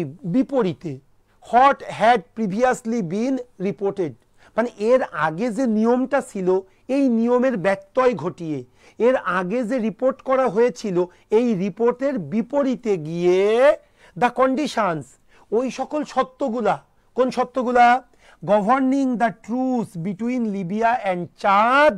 ভাই লিবিয়া এবং চাঁদের যুদ্ধ বিরতিতে যে সকল কন্ডিশনগুলা কাজ করেছে, এই কন্ডিশনগুলা কে অ্যারেঞ্জ করেছে? Arranged by the United Nation. যে কন্ডিশনগুলা ইউনাইটেড নেশন অ্যারেঞ্জ করেছে has not yet been revealed, সেটা এখনো পাবলিশ করা হয়নি। তাহলে কি হলো? সাধারণত সব জায়গায় পাবলিশ করা হয়, কিন্তু এখানে contrary to what had previously bin reported, এর আগে যা করা হয়েছে এবার তার বিপরীতে গিয়ে দ্য কন্ডিশনস, ওই সকল সত্যগুলো, কোন সকল সত্যগুলা, যে সত্যগুলা লিবিয়া এবং সাদের যুদ্ধবিরতিতে কাজ করেছিল, যে সত্যগুলা কে তৈরি করেছিল, আমেরিকা অ্যারেঞ্জ করেছিল, সেই সত্যগুলা এখনো has not yet been revealed, এখনো প্রকাশ পায়নি। একটু আগে আনসার চাই, দ্রুত দ্রুত, কোনটা হবে 6 এর আনসার? বাহ, ভেরি গুড। ফৌজিয়া, কোহিনুর, মুনতাহেনা, সিয়াম। আচ্ছা, তোমরা যারা কমেন্টস করতেছো, আমি বলবো যদি তোমাদের সুযোগ থাকে, যদি প্রাইভেট ব্যাংকে পরীক্ষা দেওয়ার সুযোগ থাকে, যেহেতু তোমরা আমাকে চেনো, সো আমি তোমাদেরকে বলবো কনফার্ম তোমরা প্রাইভেট ব্যাংকের এই কোর্সটা করে নিবে। এটা খুবই লুক্রেটিভ হবে তোমাদের জন্য। যদি প্রাইভেট ব্যাংকে পরীক্ষা দেওয়ার সুযোগ থাকে, তুমি যদি অ্যাপ্লাই করার সুযোগ না পাও, তাহলে অযথা এখানে টাইম ইনভেস্ট করবে না। আমার এখানে যে তোমাদেরকে ভর্তি করতে হবে তা না, আমরা চাই যত সহজে হোক, যত দ্রুত তোমাদেরকে একটা ক্যারিয়ারে বা তোমাদেরকে একটা জবে এন্ট্রি করানো। এবং আমরা যেহেতু ব্যাংক নিয়ে কাজ করি, সো আমরা বাংলাদেশ ব্যাংক বলো, প্রাইভেট ব্যাংক বলো, বা কমার্স ব্যাংক, মানে প্রাইভেট ব্যাংক বা আমাদের গভর্নমেন্ট ব্যাংক, যেটাই বলো না কেন, আমি তোমাদের নিজস্ব যে মানে যোগ্যতা অনুযায়ী স্ব পদে আমরা তোমাদেরকে কি করতে চাই, অ্যাপয়েন্ট করতে চাই, বা জব প্রাপ্তিতে একটু সহযোগিতা করতে চাই। এই জন্যই আমরা বিভিন্ন কোর্স, এখানে অডিট হওয়ার কিছু নেই। আমাদের একটা রেগুলার ব্যাংক জব কোর্স আছে, সেখানে তুমি প্রাইভেট, পাবলিক, বাংলাদেশ ব্যাংক, এই তিনটাই তোমাদের মানে কনফার্ম কমপ্লিট হয়ে যাবে। আমাদের একটা রিটেন কোর্স আছে, যাদের রিটেনের সমস্যা, কারণ রিটেনটা সবচাইতে ভাইটাল, তোমরা জানো কিনা। সো যাদের রিটেন নিয়ে একটু সমস্যা আছে, যারা রিটেনের প্রস্তুতিটাকে খুব চমৎকার জায়গায় নিতে চাচ্ছ, তারা রিটেন কোর্সটা করো, দেখবা খুব ভালো করতে পারবা। আবার যাদের প্রাইভেট ব্যাংকে পরীক্ষা দেওয়ার সুযোগ থাকে, তারা তোমরা শুধু প্রাইভেট ব্যাংকের এই কোর্সটা করো, দেখবা গভর্নমেন্ট ব্যাংকের কোর্স কিন্তু করতেই হবে, ওটার সাথে সাথে প্রাইভেট ব্যাংকের কোর্সটা করবা। এবং যারা শুধু প্রাইভেট ব্যাংকটাকে, কারণ আমি চিনি অনেকেই নর্থ সাউথ ইস্ট ওয়েস্ট, তারা শুধু প্রাইভেট ব্যাংকটাকে প্রিফার করে। আমি একটা ব্র্যাকের স্টুডেন্টকে পড়াইতাম, অ্যাকাউন্টিং পড়াইতাম ওদের, মানে বিবিএতে তো অ্যাকাউন্টিং আছে, অ্যাকাউন্টিং আমি পড়াইতাম। সো সেই অ্যাকাউন্টিং, সে বলে স্যার আমি মানে প্রাইভেট ব্যাংক স্যার আমি পরীক্ষা দিব, এবং 4-5টা। সো দেখো সে কিন্তু ব্র্যাক ব্যাংকেই ঢুকে গেছে। সেই জন্য এটা খুবই স্মুথ হয়। সো এটা টার্গেট অনুযায়ী তোমরা তোমাদেরকে মানে পরিকল্পনা নিবে। যেমন দেখো এই কোশ্চেনটা খুবই ইম্পর্টেন্ট একটা কোশ্চেন, স্যার একসাথে কয়টা ব্যাচে ভর্তি হব? আমি বলবো 2টা ব্যাচে, 2টা ব্যাচের বেশি ভর্তি হবা না। রেগুলার ব্যাংক জব কোর্স করলে রিটেন কোর্সে ভর্তি হবা, আর রিটেন কোর্স সবার জন্য মাস্ট। এইবার এই 2টার যে কোনো একটা কোর্স তুমি ভর্তি হও, regular bank job course written, অথবা প্রাইভেট ব্যাংক কোর্স রিটেন। আর যাদের রেগুলার হয়ে গেছে তাদের বলবো তারা রিটেনটাও করবা এবং প্রাইভেট ব্যাংকটাও করবা। কারণ কি, রেগুলার কোর্স করার মাধ্যমে তোমার কিন্তু একটা লেভেল হয়েছে। প্রাইভেট ব্যাংকে দেখবা আরো ডিফিকাল্ট কোশ্চেনগুলো করতেছো, এতে দেখবা আমার সাথে তুমি কোশ্চেনগুলো করতেছো, তারেক স্যারের সাথে কোশ্চেনগুলো করতেছো। সো এর সাথে তোমার আর কোনো প্রবলেম থাকবে না, তোমার প্রস্তুতিটা আরো বেশি কংক্রিট হবে, আরো বেশি সম্পূর্ণতা পাবে। ক্লিয়ার বিষয়টা? এই হলো মূল বিষয়। আচ্ছা, ওকে, নো নো দরকার নেই। আচ্ছা, সো এই হলো মূল বিষয়টা। সো এখন একটু আসো আমরা পরের কোশ্চেনে চলে যাই। এটাতে ছিলাম ভাই, দেখো সেটা হলো কি, কে দিছে ওটা লিখে? আচ্ছা দেখো, যাও, এখানে কি বলতে গিয়েছিলাম, এই টাইপের কোশ্চেনগুলো পরীক্ষায় আসবে। কেমন একটু দেখো না প্লিজ, খুব মজার একটা question. Contrary to what had previously reported, এর আগে যে বিষয়গুলো বলা হয়েছে তার বিপরীতে গিয়ে দ্য কন্ডিশনস, ওই সকল সত্যগুলা, কোন সত্যগুলা, যেটা লিবিয়া এবং সাদের যুদ্ধবিরতিতে ব্যবহার হয়েছিল। আবার এইগুলা কে করেছিল? কন্ডিশনগুলা আমেরিকা, ইউনাইটেড নেশন অ্যারেঞ্জ করেছিল। Has not yet been revealed, এই এখনো পর্যন্ত প্রকাশ করা হয়নি। কোন জিনিসটা প্রকাশ করা হয়নি? আমেরিকা অ্যারেঞ্জ এটা প্রকাশ করা হয়নি, লিবিয়া এবং সাদের যুদ্ধ প্রকাশ করা হয়নি, নাকি লিবিয়া এবং সাদের যুদ্ধের কন্ডিশনগুলা প্রকাশ করা হয়নি? কন্ডিশনস। সো দেখো কন্ডিশন শুরুতে আছে, আর এখানে ভার্বটা। এই যে সাবজেক্ট এবং ভার্বটা দূরে রাখলেই তোমরা ভয় পেয়ে যাও। সো আমরা যখন এইভাবে তোমাদেরকে 8-10টা কোশ্চেন সলভ করাবো, তখন এই জিনিসটা তোমরা খুব ইউজ টু হইতে পারবা। দেখো আমার যারা মাস্টার বেসের ক্লাস করতেছো, তারা কিন্তু ধাপা ধাপ আনসার করছো, তাই না? কারণ এই বিষয়গুলো কিন্তু আমরা মাস্টার বেসে খুব ভালোভাবে তোমাদেরকে ঝালাই করে নিয়েছি। সো প্রাইভেট ব্যাংকে তোমরা আরো একটু নতুন করে ঝালাই হবে। সেই জন্য বলবো লেগে থাকো। তোমরা তো মনে করো যে ও বাবা 3টা কোর্সে স্যার এটা টাকা নেওয়ার একটা মানে এটা একটা ওয়ে না রে ভাই, এটা না। তোমরা কয় টাকা দাও এটাতে কোনো বিষয় না, আল্লাহ অনেক দিয়েছে, যেহেতু চাকরি বাকরি করি বেশ ভালো। আর গভর্নমেন্ট ব্যাংকেও কিন্তু খারাপ না। আমাদের 1 কোটি টাকা আছে বাড়ি বানানোর জন্য, 40 লাখ টাকা আছে গাড়ি কেনার জন্য, 5 লাখ টাকা পাই মোটরসাইকেলের জন্য, বোনাস পাই, তাই না? সো এগুলো আমরা অনেক কিছু পাই। সো এটা তোমাদের এটা লাগে না, কিন্তু মাথায় রাখবা এগুলো জাস্ট মিনিমাম একটা কষ্ট তোমাদের রাখা হয়। দেখুন আমাদের কোর্স ফিগুলো কত কম টাকায় রাখি, এর কারণটা কি তোমরা নিজেরাও তো বোঝো। অনার্স মাস্টার্স করেছো, যে এই টাকাতে এই সার্ভিস কিভাবে হয় নিজেরা রিয়ালাইজ করতে পারো না। সো এই জন্য বলবো আমাদের মূল কাজটা হলো এটা। সো দেখো হ্যাজ, যেহেতু কন্ডিশনটা মূল সাবজেক্ট, কন্ডিশনটা প্রকাশ পায়নি। সো কন্ডিশন যেহেতু প্লুরাল, এই জন্য এখানে হ্যাজ হবে না, কারণ আমরা জানি প্লুরালের ক্ষেত্রে কোন অক্সিলারি ভার্ব ইউজ হয়? হ্যাভ অক্সিলারি ভার্ব ইউজ হয়, তাই না বিষয়টা? ওকে, সো দেখো তোমরা এই গ্লোবাল ইসলামী ব্যাংকে নাইদার নর কোশ্চেন এসেছিল না? সেম দেখো আমার লেকচার শিটে এখন গ্লোবাল ইসলামী ব্যাংকে নাইদার নর থেকে ওই কোশ্চেন এসেছে, আর আমার লেকচার শিটে নাইদার নর থেকে আমি এই কোশ্চেনটা দিয়েছি। তাহলে কি রুলসটা কিন্তু জানা। এবং দেখো আমি যে কোশ্চেনটা এসেছিল গ্লোবাল ইসলামী ব্যাংক, ওটা তো তোমার বিআইবিএম করেছিল, সো বিআইবিএম এ ওই টাইপের কোশ্চেন সহজ এসেছে, আর এই কোশ্চেনটা আইবিএ করেছিল, সো এটা একটু বড়, কিন্তু রুলস কিন্তু সেম, আমি তোমাদেরকে পড়িয়ে দিব। সো আমরা আইবিও কাজ করবে, বিআইবিএম, এফবিএস সবগুলা চিন্তা করেই কিন্তু আমরা কোশ্চেনগুলো তৈরি করেছি। সো দেখো নাইদার দ্য রিপোর্টার্সও না, নর দ্য এডিটরও না। আমরা বলেছিলাম নাইদার নর থাকলে নরের পরেরটার উপরে বেস করে ভার্ব হবে, সেখানে এডিটরের উপরে বেস করে ভার্ব হবে। সো এডিটর এটা যেহেতু সিঙ্গুলার, এই জন্য ওয়ারের পরিবর্তে কি দিব, ওয়াজ দিব। সো আমি যেহেতু শুরুতে এটা নিয়ে অনেক আলোচনা করেছি, এই জন্য সংক্ষেপে আপনাদেরকে একটু দেখিয়ে দিলাম। ক্লিয়ার বিষয়টা? ওকে মাই ডিয়ার, সো আজকে এই বিষয়গুলাই একটু আলোচনা করার চেষ্টা করেছিলাম। যেহেতু এটা হলো আমরা যেহেতু প্রাইভেট ব্যাংকের কোর্স অফার করেছি, সো এখানের প্রস্তুতিটা কেমন হবে, ইংলিশের প্রস্তুতি কিভাবে নিব, এই টাইপের কিছু কোশ্চেন বা কনফিউশন, বা কে ক্লাস নেবে, যে ক্লাস নেবে তার ক্লাসটা আমি বুঝতে পারবো কিনা, এই ধরনের কনফিউশন দূর করার জন্যই আজকে আমরা একটা কোর্স ক্লাস রেখেছিলাম। ক্লিয়ার? যেহেতু আজকে নবমী, সো এই জন্য আমরা ক্লাস চিন্তা করেছিলাম জব দিব, তারপর চিন্তা করলাম রাত্রে 1.5 ঘন্টা একটা ক্লাস নিয়ে নিই, জাস্ট আপনাদের বোঝানোর জন্য বিষয়টা। সো আপনাদেরকে বলবো ভাই, আমি আবারও রিপিট করতেছি, একদমই পাজেলড হওয়ার কিছু নেই।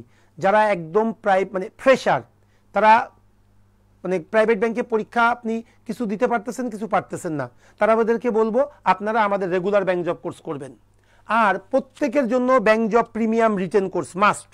আর যারা প্রাইভেট ব্যাংকের পরীক্ষা দিতে পারতেছেন, মনে হচ্ছে যে প্রাইভেট ব্যাংকের জবটা আগে নিয়ে নিই, তাদেরকে বলবো আপনারা প্রাইভেট ব্যাংকের এই কোর্সটাতে যুক্ত হন, বেশ উপকৃত হতে পারবেন। সো এই হলো মূল বিষয়টা। আর যে কোনো ডাউট থাকলে অবশ্যই বলবেন, ডিরেক্টলি ফোনেও কথা বলবেন। বাপ্পি ভাইয়ের নাম্বারটা 224210, 01896 আমি আবার নাম্বার ভুলে যাই, ঠিক লিখছি কিনা আমি জানি না, 01896 হ্যাঁ আচ্ছা, মনে হয় নিচে যাচ্ছে আপনাদের এটা। সো আপনাদেরকে বলবো যে কোনো কনফিউশনে আপনারা বাপ্পি ভাইয়ের 01896 ইয়েস, বাপ্পি ভাইয়ের সাথে যোগাযোগ করবেন। যদি আমাদের সাথে কথা বলার প্রয়োজন হয়, আপনি বাপ্পি ভাইকে আমাদের নাম্বার নিয়ে নেবেন, আমার তারেক স্যারের, শুভ্র স্যারের, আমরা কিন্তু সবসময় আপনাদের সাথে যুক্ত থাকার চেষ্টা করি। একটু ব্যস্ততা, যেমন আমার একটা ছেলে বললো স্যার গতকাল রাত্রে আমি করেছি, আমি রাত্রে তো বাসায় আমি ট্রেনে ছিলাম, ওই সময় তো আর পক্ষে সম্ভব না। হ্যাঁ, সো এই জন্য আর কি, আর সারাদিন অফিস করার পরে যেহেতু 4 দিন ছুটি, তো একটু প্রেশার নিতে হয়। এখন গভর্নমেন্ট ব্যাংকেও যে প্রেশার নেই এটা বলেন না, গভর্নমেন্ট ব্যাংকেও ভালো প্রেশার নিতে হয়। ওকে, সো এই হলো মূল বিষয়। সো আমি বলবো প্রাইভেট ব্যাংকে আপনারা যুক্ত হইতে পারেন, যদি প্রাইভেট ব্যাংকে পরীক্ষা দেওয়ার সুযোগ থাকে। এখানে জব পাওয়াটা বিশ্বাস করেন অনেক ইজি, সবচেয়ে জব পাওয়া সহজ প্রাইভেট ব্যাংক, এরপরে গভর্নমেন্ট ব্যাংক, কম্বাইন্ড সার্কুলার, এরপরে বাংলাদেশ ব্যাংকে রেডি, যেটা সত্য এটা রিয়েলি। ওকে, সো আমি বলবো, আর আপনাদেরকে বলবো বিসিএস আপনারা যারা পরীক্ষা নিয়ে হতাশ, তাদের জন্য বলবো একদম হতাশ হওয়ার কিছু নেই, আপনারা ব্যাংকের প্রস্তুতি নেন। যেহেতু যা ডিসেম্বর জানুয়ারি মাসেই কম্বাইন্ডের পরীক্ষাগুলো হয়ে যাবে, সো আপনাদের ভালো সুযোগ আছে। আর প্রাইভেট ব্যাংকে তো হর হামেশাই পরীক্ষার সার্কুলার আসেই, হর হামেশাই পরীক্ষা সার্কুলার আসে, সেখানে জব ইনশিওর করা কোনো ব্যাপার না। সো ভালো থাকবেন সবাই। কারো কোনো কোশ্চেন থাকলে একটু কথা বলবো, একটু দেখি তোমাদের সাথে একটু আনমিউট করে কথা বলি। এই শোনো, এদিকে আসো ভাই, এমটিও পোস্টের জন্য কি এমবিএ ম্যান্ডেটরি নাকি বিবিএ করলেই হয়? এমবিএ ম্যান্ডেটরি না, তবে একটু বলে রাখি, মাস্টার্স করলে প্রিফারেন্সটা বেশি থাকে জব পাওয়ার। আবার একটা বাদে, যেমন তোমরা ব্র্যাক ব্যাংক একদমই এমবিএ কে কোনো গণনাই রাখে না, তারা বিবিএ মানেই কাফি।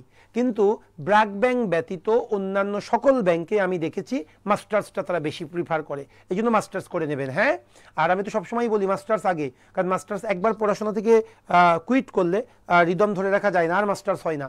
ওকে, সো আমি আমার ফেসবুক থেকে বিদায় নিচ্ছি। যারা আমার সাথে এতক্ষণ ছিলেন অসংখ্য ধন্যবাদ। আমি আবারও বলবো, আমাদের only private bank job course, আমাদের only bank job regular course, আমাদের প্রিমিয়াম রিটেন কোর্স, এই তিনটার যে কোনো একটাতে যুক্ত হবেন, দেখবেন বেশ ভালো থাকবেন। তবে আপনার টার্গেট অনুযায়ী আপনারা ভাগ করে নেবেন। যদি প্রাইভেট ব্যাংকে পরীক্ষা দেওয়ার সুযোগ হয়, মাস্ট প্রাইভেট ব্যাংকের এই কোর্সে আপনি যুক্ত হয়ে যাবেন। ওকে, একটু ওদেরকে তাহলে ফেসবুক থেকে বিদায় নিই, এদেরকে একটু আনমিউট